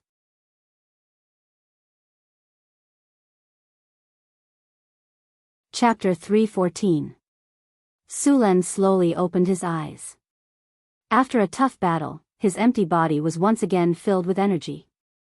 Traces of lightning energy scattered from his body, and the wounds on his body had already healed. If it were not for the color of the wounds, it would be as if he had never been injured. Even the places on his body that had been corroded by acid and poison were quickly recovering.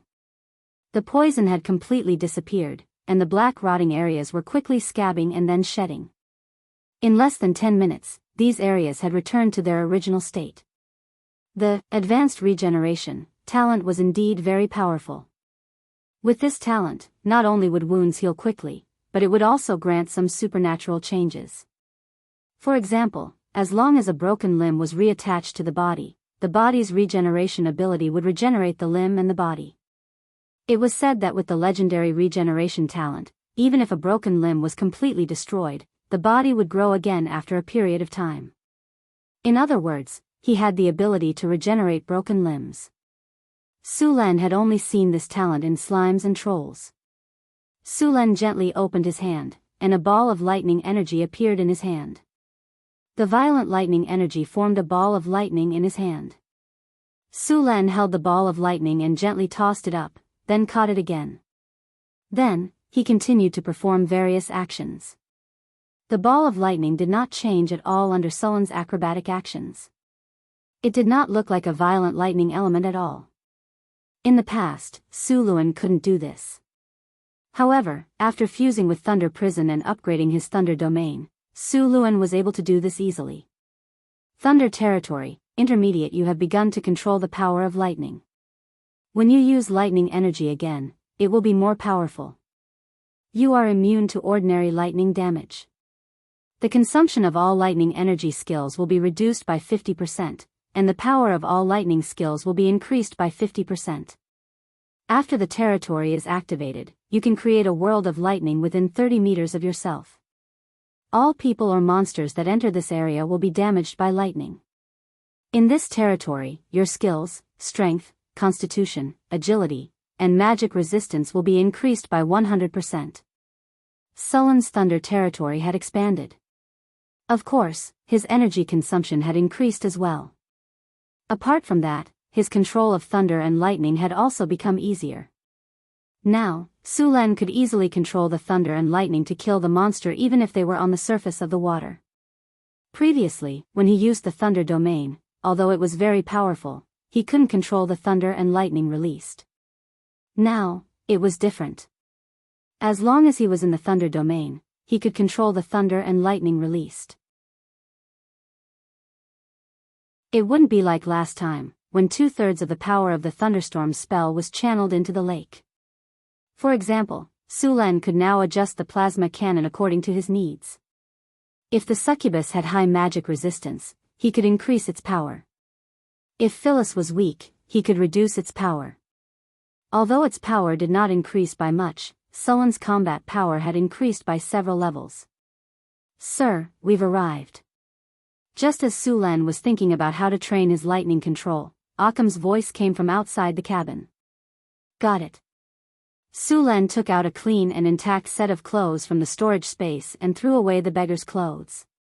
He found a mirror and simply tidied up his appearance before walking out of the cabin. As soon as he came out, he heard deafening cheers from the port. Sulen was very familiar with such scenes. After calming down these people easily, Sulen looked at the other spoils of war. The corpse of a legendary monster. The corpse of a legendary magical beast was rare. Of course, although the value of this monster was very high, it was still not comparable to that of a giant dragon of the same level. The value of a giant dragon's corpse was shockingly high. The dragon's scales could be used to make high-level enchanted armor. This armor's defensive power was close to that of a giant dragon. Not only did it have strong physical resistance, but it also had high magic resistance. The dragon's skin could be used to make dragon's leather armor or dragon's leather robes. The dragon's horn could be used to make magic wands. The dragon's teeth could be used to make machetes or daggers. The dragon's blood could be used to make dragon's blood potions or hold a dragon's blood baptism ceremony. The dragon's heart was even more precious magic material. The dragon's meat was a precious magic ingredient. Even the dragon's bones could be given to necromancers to make bone dragons. However, if these things were seen by a giant dragon, it would be a big problem. Moreover, it was not easy to hunt a giant dragon. It was not easy to be a dragon slayer. Although this monster was also a legendary magical beast, its value was far less than that of a giant dragon. In order to deal with the corpse as soon as possible, Su Len personally dissected it. At the same time, a few barbarian warriors helped. The monster's blood was all drained and stored in a special crystal container. Although the blood was very toxic and corrosive, it was still a good material. Of course, this blood was very suitable to be used as a casting material for strong acid arrows. As for the monster's meat, Su Len checked it. The meat was poisonous and inedible. He could only freeze it and give it to Hathaway to see what use it had. Although the meat was poisonous, the monster's tendons were very good. They could be used to make crossbow strings. As for the monster's scales and skin, they were all collected. The scales were tough and hard to cut with swords. The surface was smooth and could be used to deflect weapons. It was very good for making armor. Su Len planned to let Hathaway try to make a set of dragon scale armor. The water monster's skin was as tough as a dragon's, and it also had a trace of mana on it. It was a very good magic material, perfect for making wizard robes. As for the water monster's 8 tentacles, they were huge. Each tentacle was more than 10 meters long and 1 meter in diameter. How was he going to make such a big squid leg? Coating it with seasoning and barbecuing it? How big would the barbecue grill be? However, thinking about how delicious the squid leg was, Su Len decided to bring it back and let Frodo, the head chef of Northern Town City, try it. A huge water monster was quickly cut up. As for the magic core, he couldn't find it even after searching for a long time. The magic core was also very rare, just like the dragon crystal. Not every magical beast or giant dragon could give birth to one. There was only a very small chance of finding such a thing in the body of a magical beast. The rest of the monster's organs and bones were collected and processed. The last monster was dissected into many materials just like that. After solving the problem of the monster, Su Len checked the work in Mirror Lake City and couldn't wait to return to Northern Town City. First, he ran to Hathaway's lab and handed the materials from the monster to her. Hathaway was the only master alchemist in Northern Town City. It would be a waste to give these legendary materials to someone else. After seeing so many legendary materials, Hathaway was so surprised that she couldn't close her mouth. She put down her work and took the materials directly to the lab to study. Su Len shook his head and left the lab. The construction of Northern Town City was still progressing steadily. When Su Len returned to the Lord's castle, he saw a gargoyle golem working on the wizard tower that was under construction not far away. This golem was powerful, tireless, and could fly. It was the best tool. 996 and 007 were nothing compared to this golem. The golem could work 365 days a year. It didn't need to be paid and could work at any time except for charging. It was perfect. The only downside was that it was expensive to build. After killing the monster, Su Len was still a little tired. After returning to the Lord's castle, he had a simple dinner and found a few ladies to talk about life. In the next few days, Su Len didn't go out again. He wanted to take a good rest and wander around the city every day. On the fourth day, Sulen found some craftsmen to make something. After killing the orc chieftain, he got a crossbow talisman, which could be used to recruit crossbowmen. He also learned how to make crossbows. Compared to bows and arrows, crossbows were much better. It took 2 to 3 years to make a suitable bow, and it also took a long time for the archer to train. Crossbows were different. Although the structure of a crossbow was complicated, it didn't take as long as a bow and arrow. As long as the style and specifications of the crossbow were determined, they could try to standardize the production. Even if some crossbows were damaged, they could be used again with new parts. Crossbowmen didn't need to train for a long time like archers. As long as they had the strength and understood orders, they could line up and shoot. The range of a crossbow was also longer than a bow. The only problem was that it took a long time to load a crossbow. An archer could shoot a few arrows, but a crossbow couldn't shoot 2 arrows. Therefore, crossbowmen had to line up and have enough people. He asked them to line up and shoot in turns according to the 3-stage shooting method. This method could make up for the lack of shooting speed to a certain extent. Sulen found some craftsmen to set up a weapons bureau and started to research how to make crossbows. The crossbows given by the system were the most basic ones. If the crossbowmen wanted to level up in the future, they could only upgrade by replacing them with better ones. Sulen planned to train the militia in the northern town to use crossbows. The regular army only had a small number of crossbowmen. Since the militia didn't have much time to train and weren't very strong, it was very suitable for them to use crossbows. They only needed to train the commands and formations, and they would continue to work during the rest of the time. When there was a battle, they could immediately equip themselves with crossbows. When they formed a crossbow formation, they weren't any weaker than archers. It was very convenient for defense. The weapons bureau was also built in the inner town, near the lord's castle. Sulen purposely divided an area for his factory. No one was allowed to get close to it. At the same time, he arranged a large number of people to protect it. Weapons like crossbows were also prohibited from being sold.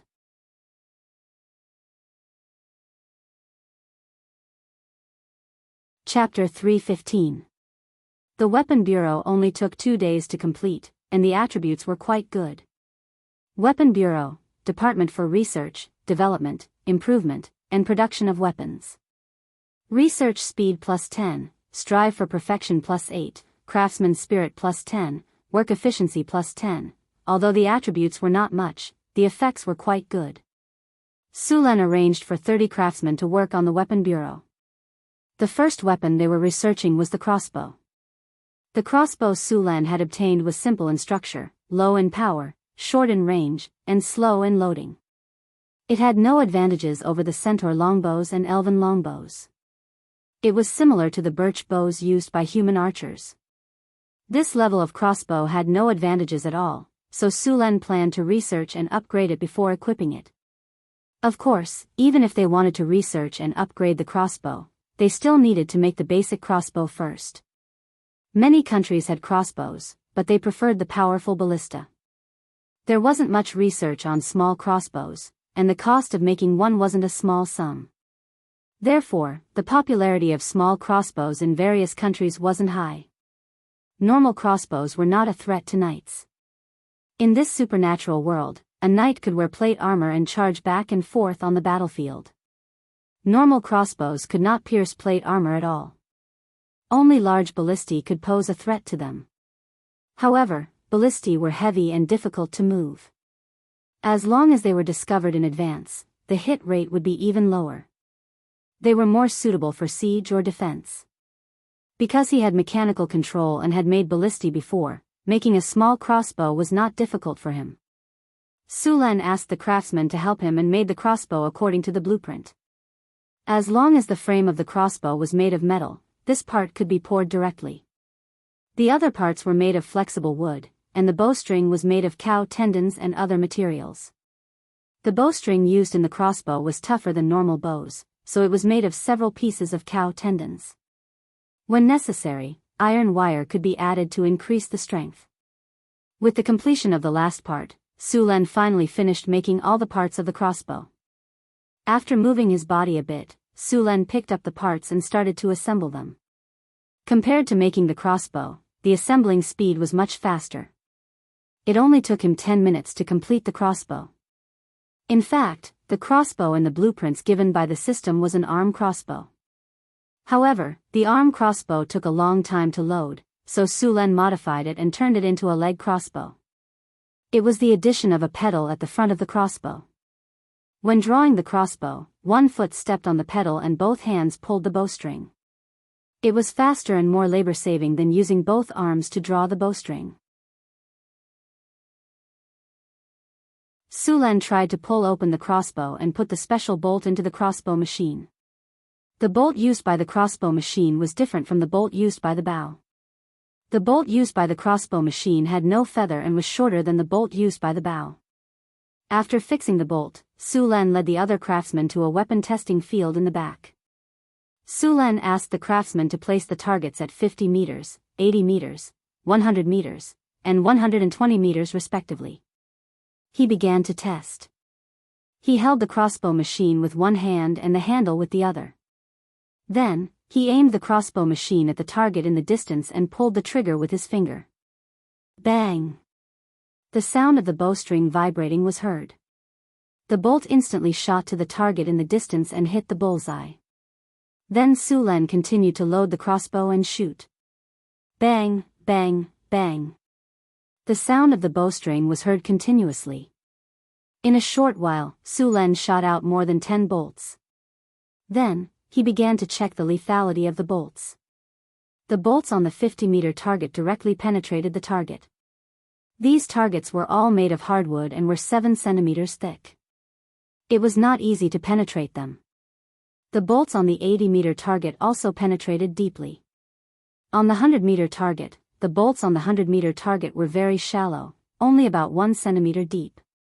On the 100-meter target, the bolts on the 100-meter target could be easily pulled out. Basically, the bolts on the 100-meter target had no lethality. Sulen used a force of 30 kilograms to load the crossbow. An adult could easily pull it open. The power was also a so-so.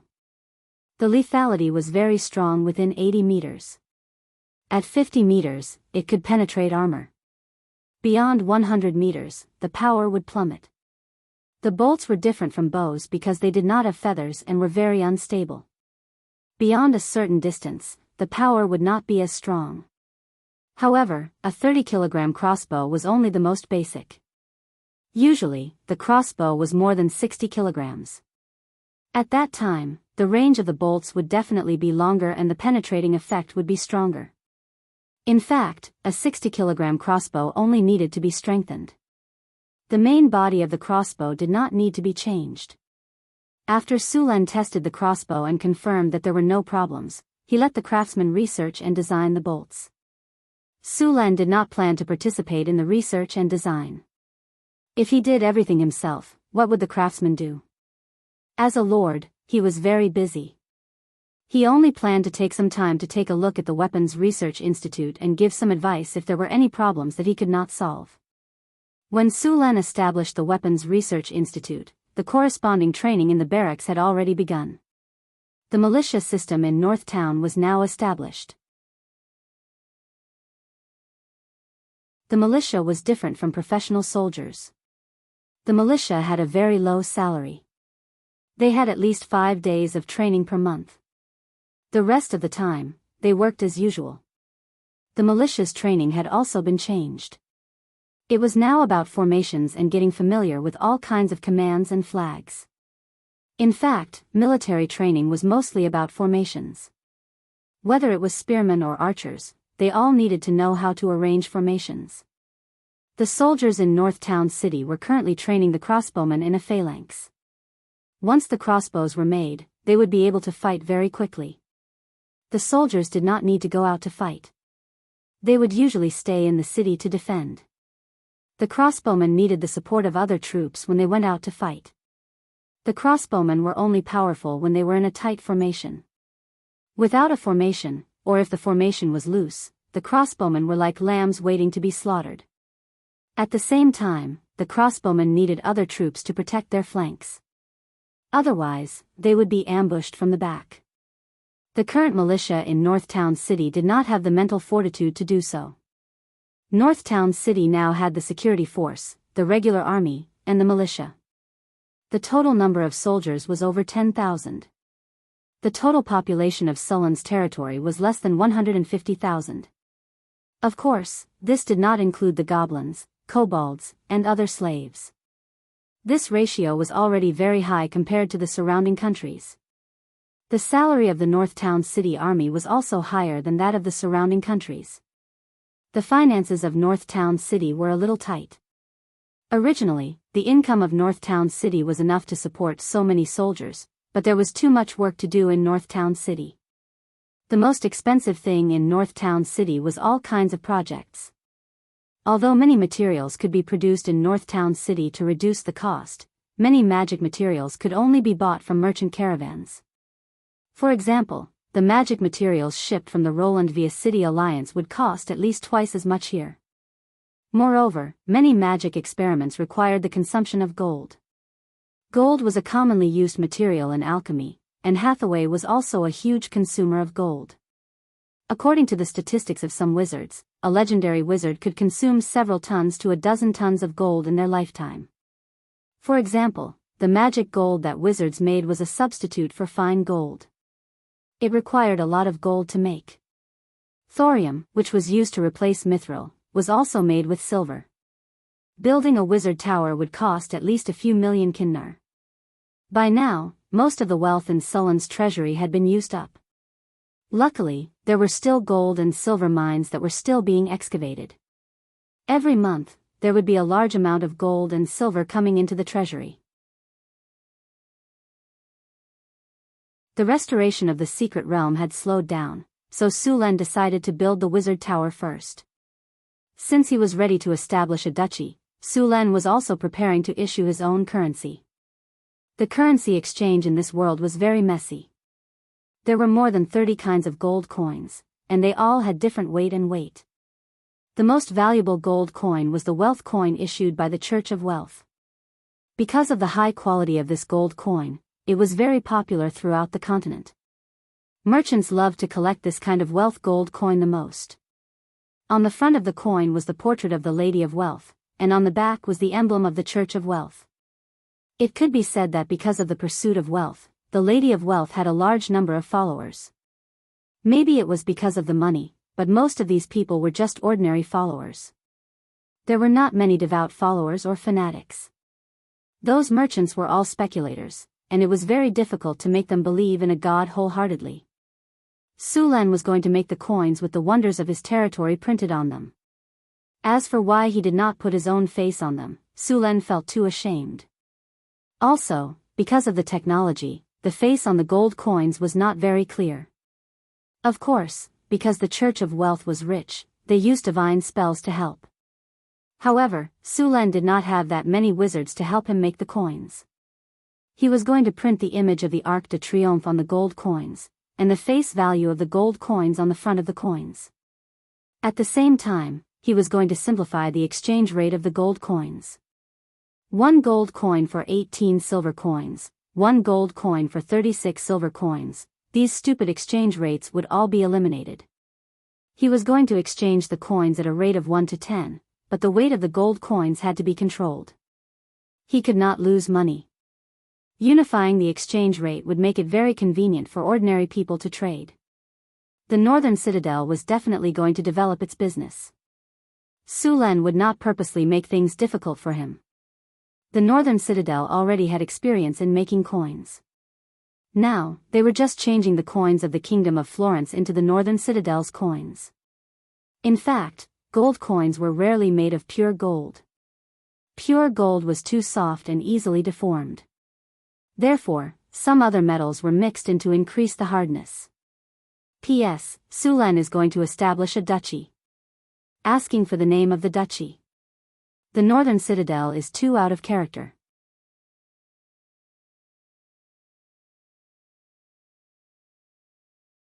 Chapter 316. Northtown City. On the reserved land of the Sky Garden, there were all kinds of building materials piled up. Because of the lack of manpower, the Sky Garden had not yet begun construction. Su Len came here to do some preliminary research. Su Len had already made the blueprint of the Sky Garden in the Tower Spirit's 3D simulation. He had to admit that the Sky Garden's 3D model did look very shiny. Su Len was now thinking about adding a spring of vitality to the Sky Garden. Su Len got this spring of vitality when he killed a water monster. It had always been stored in his storage dimension. The spring of vitality looked very normal. It was a spring with a crystal ball wrapped around it. The spring kept pouring out water, but the water in the crystal ball did not increase at all. This spring of vitality was not a normal spring. It was a magic spring. Su Len wanted to put this spring in the arcane garden. Spring of vitality, this is a magical spring. It was born in nature. Its spring water has magical effects. The spring water has the effect of restoring life force. It can quickly restore stamina. Pure water plus 15, life recovery plus 15, stamina recovery plus 20, limitless plus 25. Magic spring water was very precious in this world.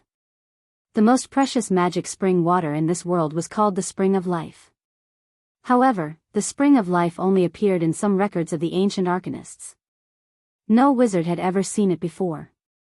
Many wizards doubted if this spring water really existed. The effect of the Spring of Life was very simple. After using it, it could heal all the injuries on the body and restore the body to its best condition.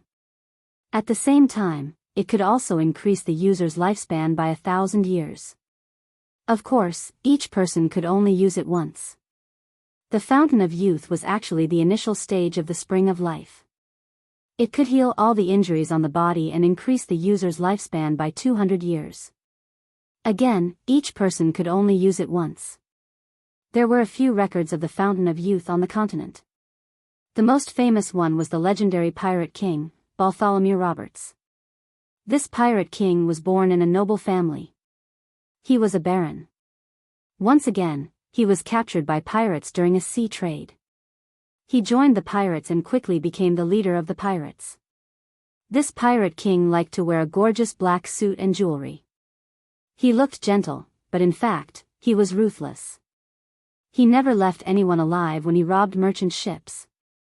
This pirate king rose quickly like a comet. It was said that he robbed hundreds of ships and defeated the navies of the coastal countries several times.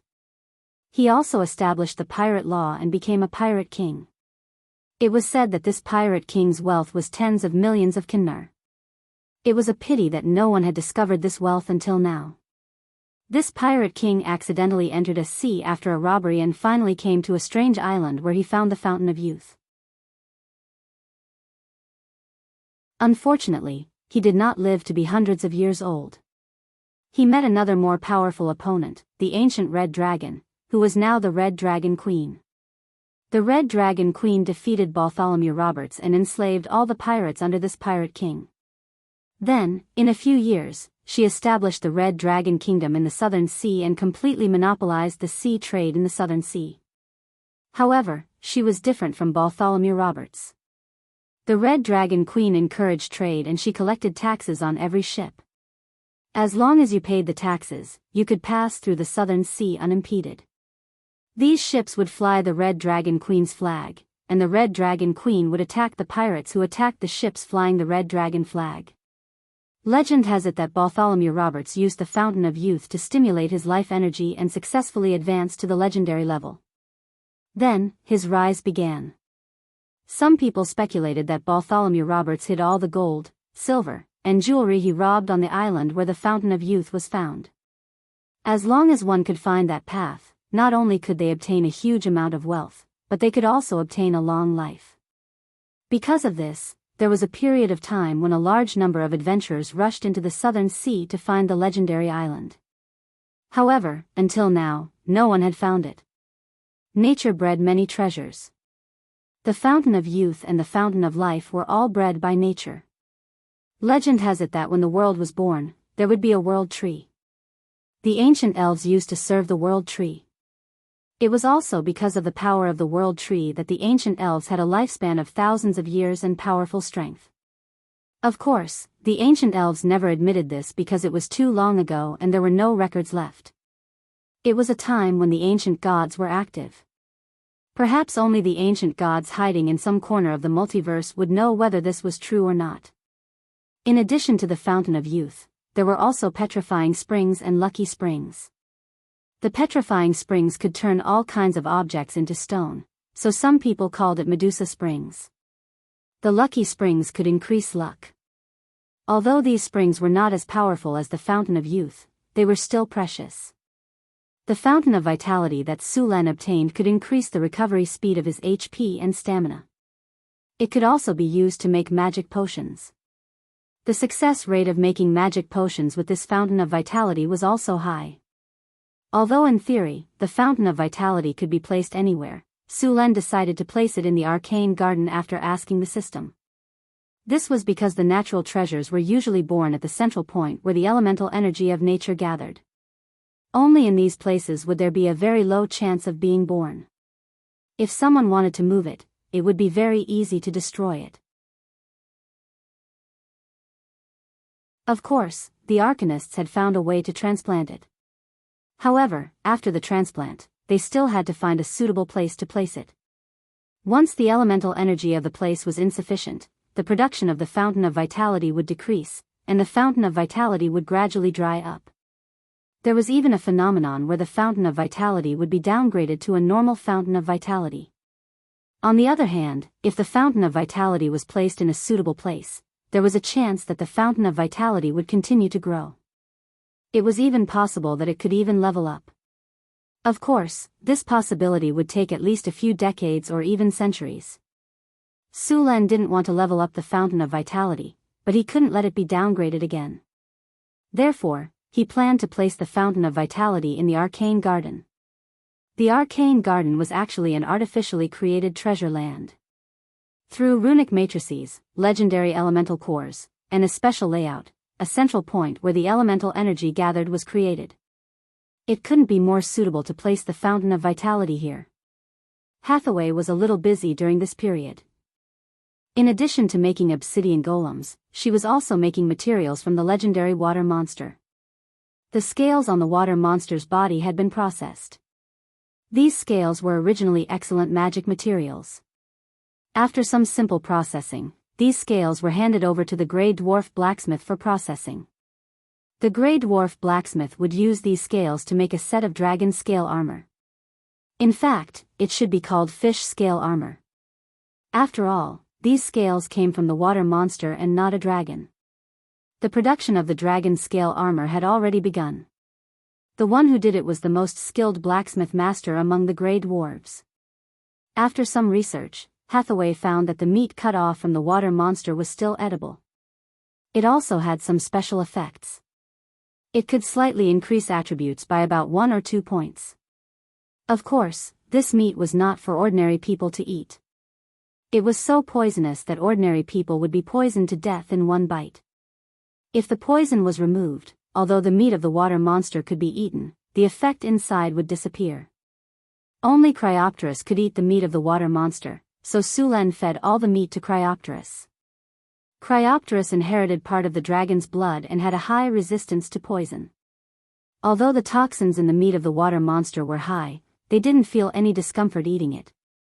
The meat of the water monster was about 12 tons, and the one that ate the most was Sullan's ice Quetzalcoatlus. After eating the water monster meat, the Cryopteris grew stronger and their bodies grew a lot. The meat of the water monster also had the effect of accelerating growth. The blood and heart of the water monster were purified by Hathaway into a kind of bloodline potion. After this bloodline potion was integrated, one could become a bloodline warlock. However, because of the level of the water monster's bloodline, it was difficult to advance to the legendary rank after using this bloodline potion. Even so, it was very precious. It was not easy to integrate the water monster's bloodline because it was very poisonous and corrosive. The integrator needed a high enough compatibility. Only when the compatibility was more than 70% would the success rate be more than 50%. When the compatibility was more than 80%, the success rate would reach 70%. When the compatibility was more than 90%, there was basically no possibility of failure. Sulan didn't plan to integrate the water monster's bloodline. The water monster was no match for him when it was alive, let alone someone who integrated its bloodline. However, although Sulan didn't like it, it didn't mean it was trash. A bottle of water monster's bloodline like this could create a warlock family. As long as Sulan was willing to sell it, there were still many people who were willing to buy it. Not all wizards had the chance to advance to the legendary rank. In fact, 90% of wizards would never cross the threshold of the legendary rank in their lifetime. Therefore, it was acceptable to be called a bloodline wizard. If this bottle of bloodline potion was done well, it could be sold for at least a few million kinnar. Sulan planned to put this bottle of bloodline potion up for auction when he had time. The legendary water monster's skin had been cut up. This legendary water monster was more than 10 meters long, and there were a lot of skin that was suitable for making wizard robes. Hathaway, Alex, Karina, and Grace each got a piece. As for the rest of the skin that wasn't suitable for making wizard robes, it would be made into leather armor. The skin of the water monster was much better than that of the ice Quetzalcoatlus. The remaining leather could be used to make about a dozen half-body leather armors.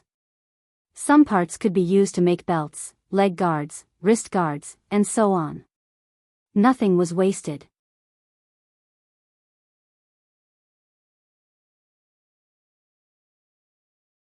Chapter 3:17. Hathaway's alchemy shop was doing very well during this period of time. With the wizard apprentices as free labor, and the magic plants in the secret realm beginning to mature, the alchemy shop had a large number of low-level potions. Many merchants saw that the price of the potions was not too high, so they would buy a batch. After the orc invasion, several surrounding countries paid a heavy price and finally drove the orcs back to their hometown. The trade in the North City began to recover. However, in addition to these caravans, Sulan also found that many adventurer teams had also come to the North City. These adventurer teams were preparing to go to the northern wilderness through the city. The northern wilderness was vast, and there were countless monsters and various tribes scattered all over the place. Although it was desolate, barren, and cold, there were still some precious magic plants and high-value magic beasts in many unknown corners. There were still many relics and buildings from the Witch King era and even the Arcane Empire era left in the northern wilderness. Most of these relics had become ruins, but there were probably many precious things buried in them. Among the adventurers, there would often be some lucky ones who found things left behind by ancient arcanists in the ruins and became rich overnight. Of course, such things did happen, but most of them came up empty-handed. Every year, many adventurers died in the various traps in the ruins. The life of an adventurer was not like the protagonists in the stories sung by bards. There were all kinds of thrilling experiences. Every time, they could turn danger into safety and gain a lot of benefits. Their strength would continue to increase, and finally, they would find the legendary treasure, gain a huge amount of wealth, and become a well-known adventurer on the continent. In fact, the adventurer's life was completely a business of life and death. Some down-and-out adventurers could not even afford to eat. Death was the most common thing among the adventurers. As for the treasure, many people had never experienced it in their lives. There were many adventurers in the North City, which made the city's security a little chaotic. Many adventurers were unwilling to follow the rules of the North City, so they could only let the security army educate these people. Of course, it was not a good idea to chase all of them away. The strength of the adventurers could be said to be uneven, with the weakest being a farmer who had just discovered a hoe, and the strongest being a legendary powerhouse. Moreover, these people were not only capable of causing chaos, but could also be of help if used well. Sulan had the town hall set up an adventurers guild, which specialized in issuing quests and paying rewards for adventurers to complete. For example, clearing monsters, capturing goblins and kobolds as slaves, or purchasing special plants and rare magical plants. Of course, adventurers could also be asked to gather intelligence in the wilderness. On one hand, they were offering quests and rewards. On the other hand, they were cracking down on adventurers who broke the rules. The adventurers of Northern Town City quickly learned to adapt to this city. Due to the rapid development of the city and the influx of merchants and adventurers, the taverns in the northern part of the city were no longer enough. Therefore, Sulen opened 2 more taverns on the same street. There were now 5 taverns in the northern part of the city. At the same time, on a street near the Adventurers Guild where quests were issued, many adventurers spontaneously formed a small market there. Sulen would occasionally come here for a stroll. There were often some strange things in the market, but of course, most of them were useless trash. "Hey, buddy, you're dressed like that. Are you going on an adventure?" Just as Sulen was strolling, a fat man in a dirty linen robe with a wretched face sneaked up to him. Because he was strolling, Sulen did not wear noble clothes. Instead, he was dressed like an adventurer. "Hey, let me finish. Don't be in a hurry to leave. A lot of newcomers like you have come here to try their luck, but most of them returned empty-handed. Some unlucky ones even lost their lives. The northern wastelands are still very dangerous. There are many places that cannot be conquered with brute force. You need more information. Also, you need to know which places are deadly. You must not go near them. Look, I have a map of the northern wastelands. With it, you will know which places are dangerous, which tribes you can trade for food, and which tribes you can't go near." As he spoke, the wretched fat man grabbed his collar with both hands and pulled it out. There were a dozen books hanging inside his windbreaker. Sulen roughly counted. There were maps of the wastelands, maps of the wasteland's ruins, maps of the wasteland's magical beasts, maps of the wasteland's territories, and so on. There were at least a dozen books. Information about the wastelands? Sulen glanced at the so-called information maps of the wretched fat man. Most of the information was fake or something that one would know after living in the northern town for a period of time. These unscrupulous businessmen made these information books to cheat the newcomers who had just come here. Yes, this is definitely the latest information about the wastelands. Even the mayor of the northern town city bought it from us, Fat Ben said proudly. Sulen looked at the scammer in front of him and said, "If it's so good, then give me a copy. 1 silver an hour per book. I don't sell on credit." Fat Ben's eyes flashed. "Sure." Sulen flicked his thumb and threw a silver NR over. Fat Ben caught the NR with an agility that far exceeded his body. He then pinched the NR between his thumb and middle finger and blew hard on it. He then put it to his ear. After hearing a crisp sound, he opened his windbreaker with a smile and said, "Pick anything you like."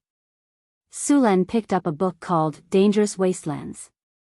The book was written on paper that had been improved several times in the northern town city.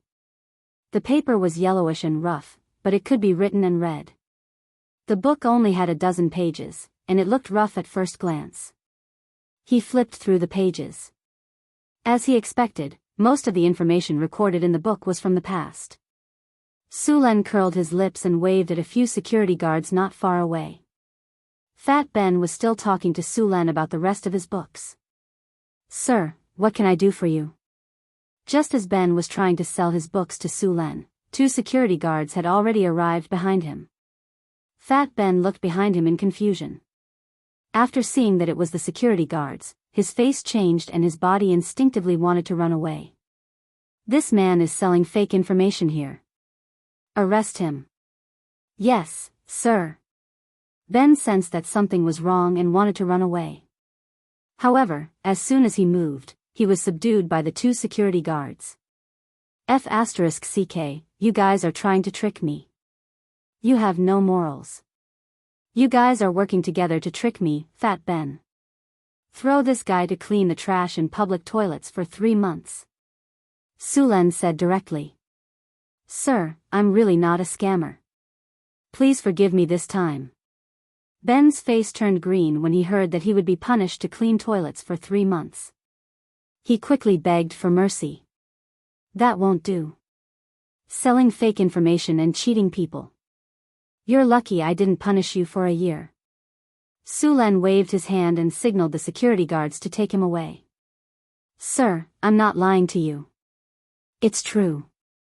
I just got an important piece of information that I didn't have time to tell you. Seeing that he was about to be taken away, Ben couldn't care less and quickly said, "Wait a minute."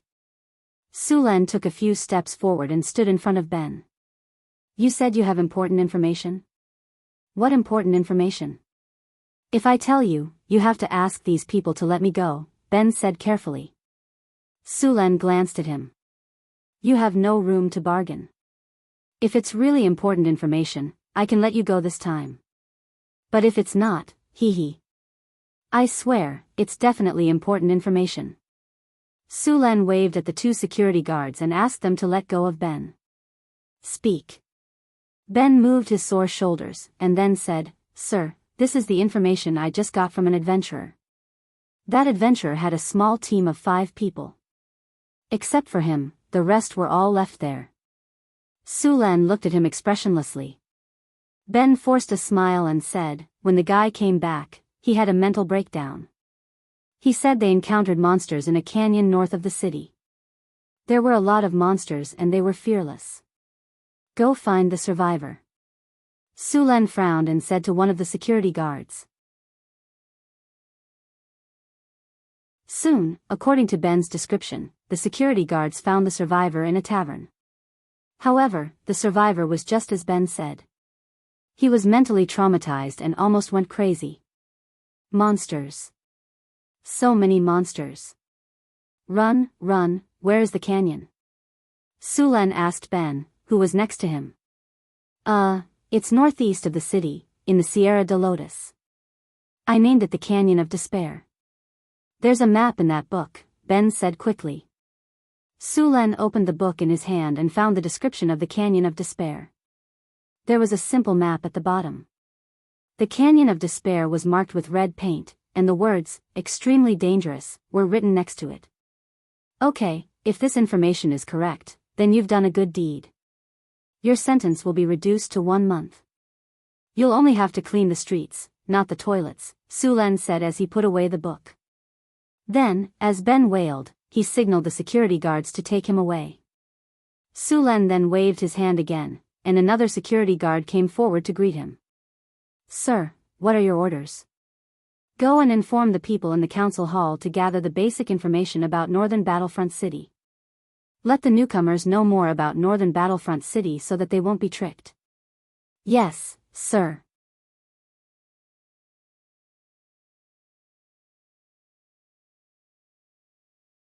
Chapter 318.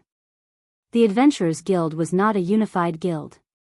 Most of them were formed by nobles. There were no large guilds in this world that could be found all over the continent. Whether it was nobles or churches, such guilds were not allowed to exist. For example, the Thieves' Guild and the Adventurers' Guild were basically formed by the local people.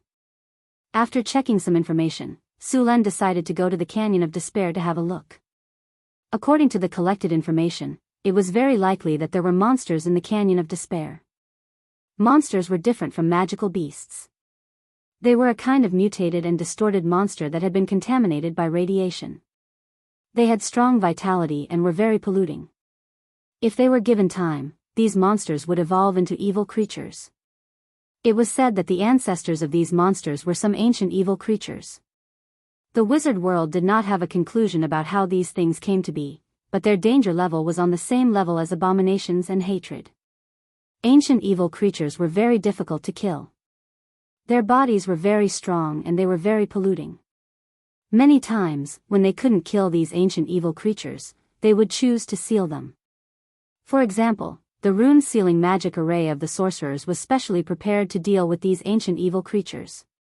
There were also many legendary monks in the monasteries, which also suppressed some ancient evil creatures. What Suluan was worried about was whether the things that appeared in the Canyon of Despair were monsters. Many ancient ruins did not contain treasures. Some ancient ruins were used by the ancient arcanists to seal powerful creatures. Some evil creatures would gradually weaken under the seal of the arcanists and eventually die. There were also some monsters that had been sealed for a long time. Once the seal lost its effect, those monsters might break out of the seal. When that time came, these monsters that had been sealed for thousands of years would definitely make a big fuss.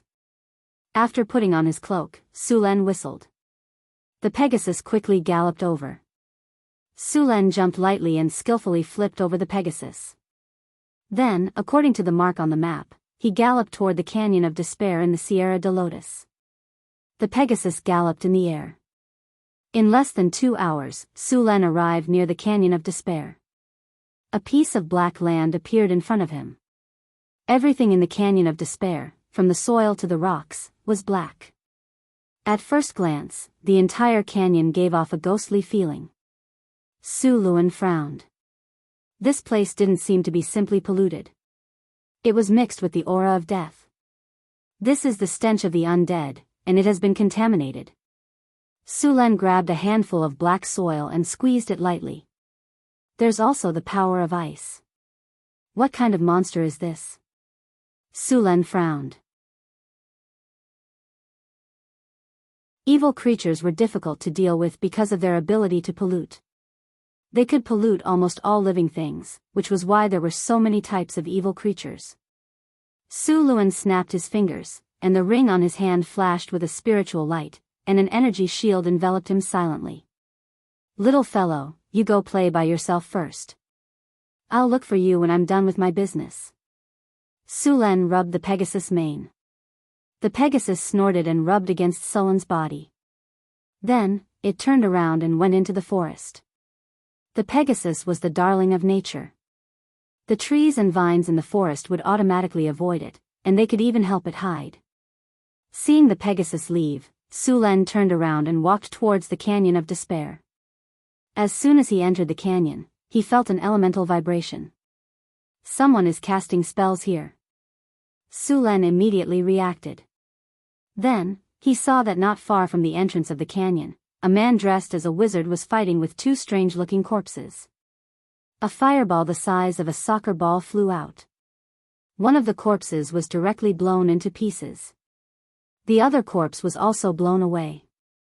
Before the corpse could stand up, the man dressed as a wizard quickly rushed up and chopped off the corpse's head with his long sword.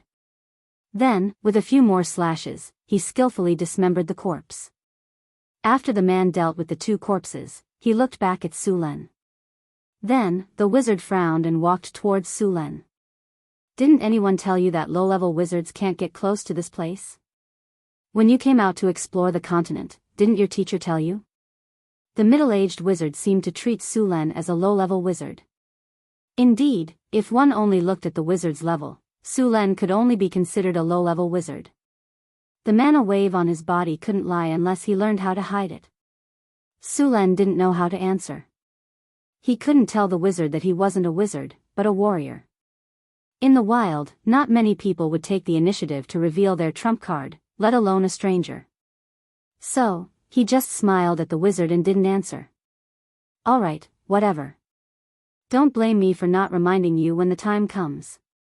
After seeing Sulen's reaction, the wizard was obviously dissatisfied. He didn't say anything else and turned around to walk into the canyon. Most wizards were more introverted. Only the wizards from the academy were relatively better. As for the wizards from the divination school, they were all like charlatans. In comparison, warlocks had much better communication skills than wizards. Perhaps it was because many warlocks were from noble families. Also, a warlock with a high innate charm could easily gain the favor of others. Sulen watched the wizard leave. This wizard's strength should be a high-grade wizard, very close to a rank 4 wizard. What surprised Sulen was that he should be a combat wizard. After all, although many wizards had learned close combat, there weren't many who were as proficient as this one. System. Scan the surrounding terrain. Create a 3-dimensional image. Following Sulen's command, an invisible light spread out from Sulen's body and swept across the canyon. Soon, a 3-dimensional image of the Canyon of Despair appeared in front of Sulen. Warning. Undead magic creatures are approaching. There are more than 20 of them.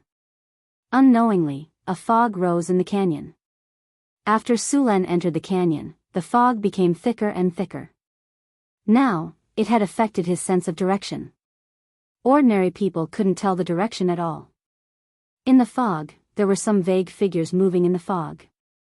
From time to time, there were sounds that sounded like the howling of the wind and crying. Along with the surrounding fog, a black shadow suddenly jumped out. Sulen swung his long sword and cut the thing in half. Looking at the monster on the ground, Sulen couldn't help but frown. This monster looked like a human corpse, but there were some twisted tentacles growing out of its body. There was also an ugly sarcoma on its head. Its body was as shriveled as a corpse. What kind of monster is this? Su Luan frowned as he saw that the monster that had been cut in two wasn't dead. Its 2 arms and tentacles seemed to be trying to reattach its body. Su Luan swung his sword and cut the corpse into pieces. The tentacles were also cut off, and he stomped on the ugly lump of flesh and exploded it. It really is a contaminated body. Dark brown blood flowed out, and a sizzling sound came from the ground. It sounded like acid corrosion. Haste. Enchanted weapon. Wizard armor. Sulen quickly cast a spell and buffed himself. He was now preparing to combine wizard spells with his fighting style. It was a bit similar to the fighting style of a combat wizard, but he was more like a warrior. Of course, this was also the idea of hiding his strength. In fact, many people had done this before. There was once a sword saint who was a wizard. He buffed himself with petrifying skin, haste, bear's tenacity, energy deflection field, and wizard armor. Then he raised his sword and slashed people. The sword saint's attack was already very strong, but their body's defense was not even as good as a wizard's. In the end, after buffing himself with so many buffs, this sword saint rushed into the crowd like a berserker. No, it was a sword storm. It was a massacre. Because sword saints gave up on defense and pursued the ultimate attack, their attack power could be said to be the highest among all the physical professions. They also mastered the eye of insight and weak point attack. Even the energy shield of an elite wizard could be broken in front of them. Once they had a chance to show off, it would be a nightmare. Therefore, on the battlefield, as long as the opponent was a sword saint, the first thing they would do was to focus fire on him. The death rate of sword saints was also the highest among all the professions. Of course, the number of enemies they killed was also much higher than other professions. Most sword saints died before reaching the legendary level, which was why legendary level sword saints were so rare. Most of the time, wizards looked down on warriors, but all wizards respected sword saints. Fireball. An orange fireball appeared in Sulen's palm, and he instantly flew forward. Boom! A loud sound was heard. The fireball exploded, and the corpse that was hit directly turned into pieces of charcoal. Even the other monsters around it were affected. Sulen dodged and dodged a black ray attack. Ray attacks were the fastest among all the spells, so they needed to be dodged in advance. After Sulen gained the ability to dodge, he could easily predict the attack. Sulen exerted force on his feet and jumped up in an instant. His long sword directly cut a monster in half, and a large amount of black blood gushed out. The blood of these monsters was very corrosive, just like strong acid. Luckily, Sulen had enchanted his weapon. Otherwise, he would have to change his weapon after a few battles. Other than these corpse monsters, Sulen also found a type of monster that had a sarcoma on its head that had turned into a giant eye. Compared to the monsters before, these monsters' bodies were no longer shriveled. They looked a lot stronger. Other than a mouth full of sharp teeth, there was also a giant eye on its face. It looked very disgusting. That eye also shot out a black ray. You're tuning into the Romantic Tales YouTube channel.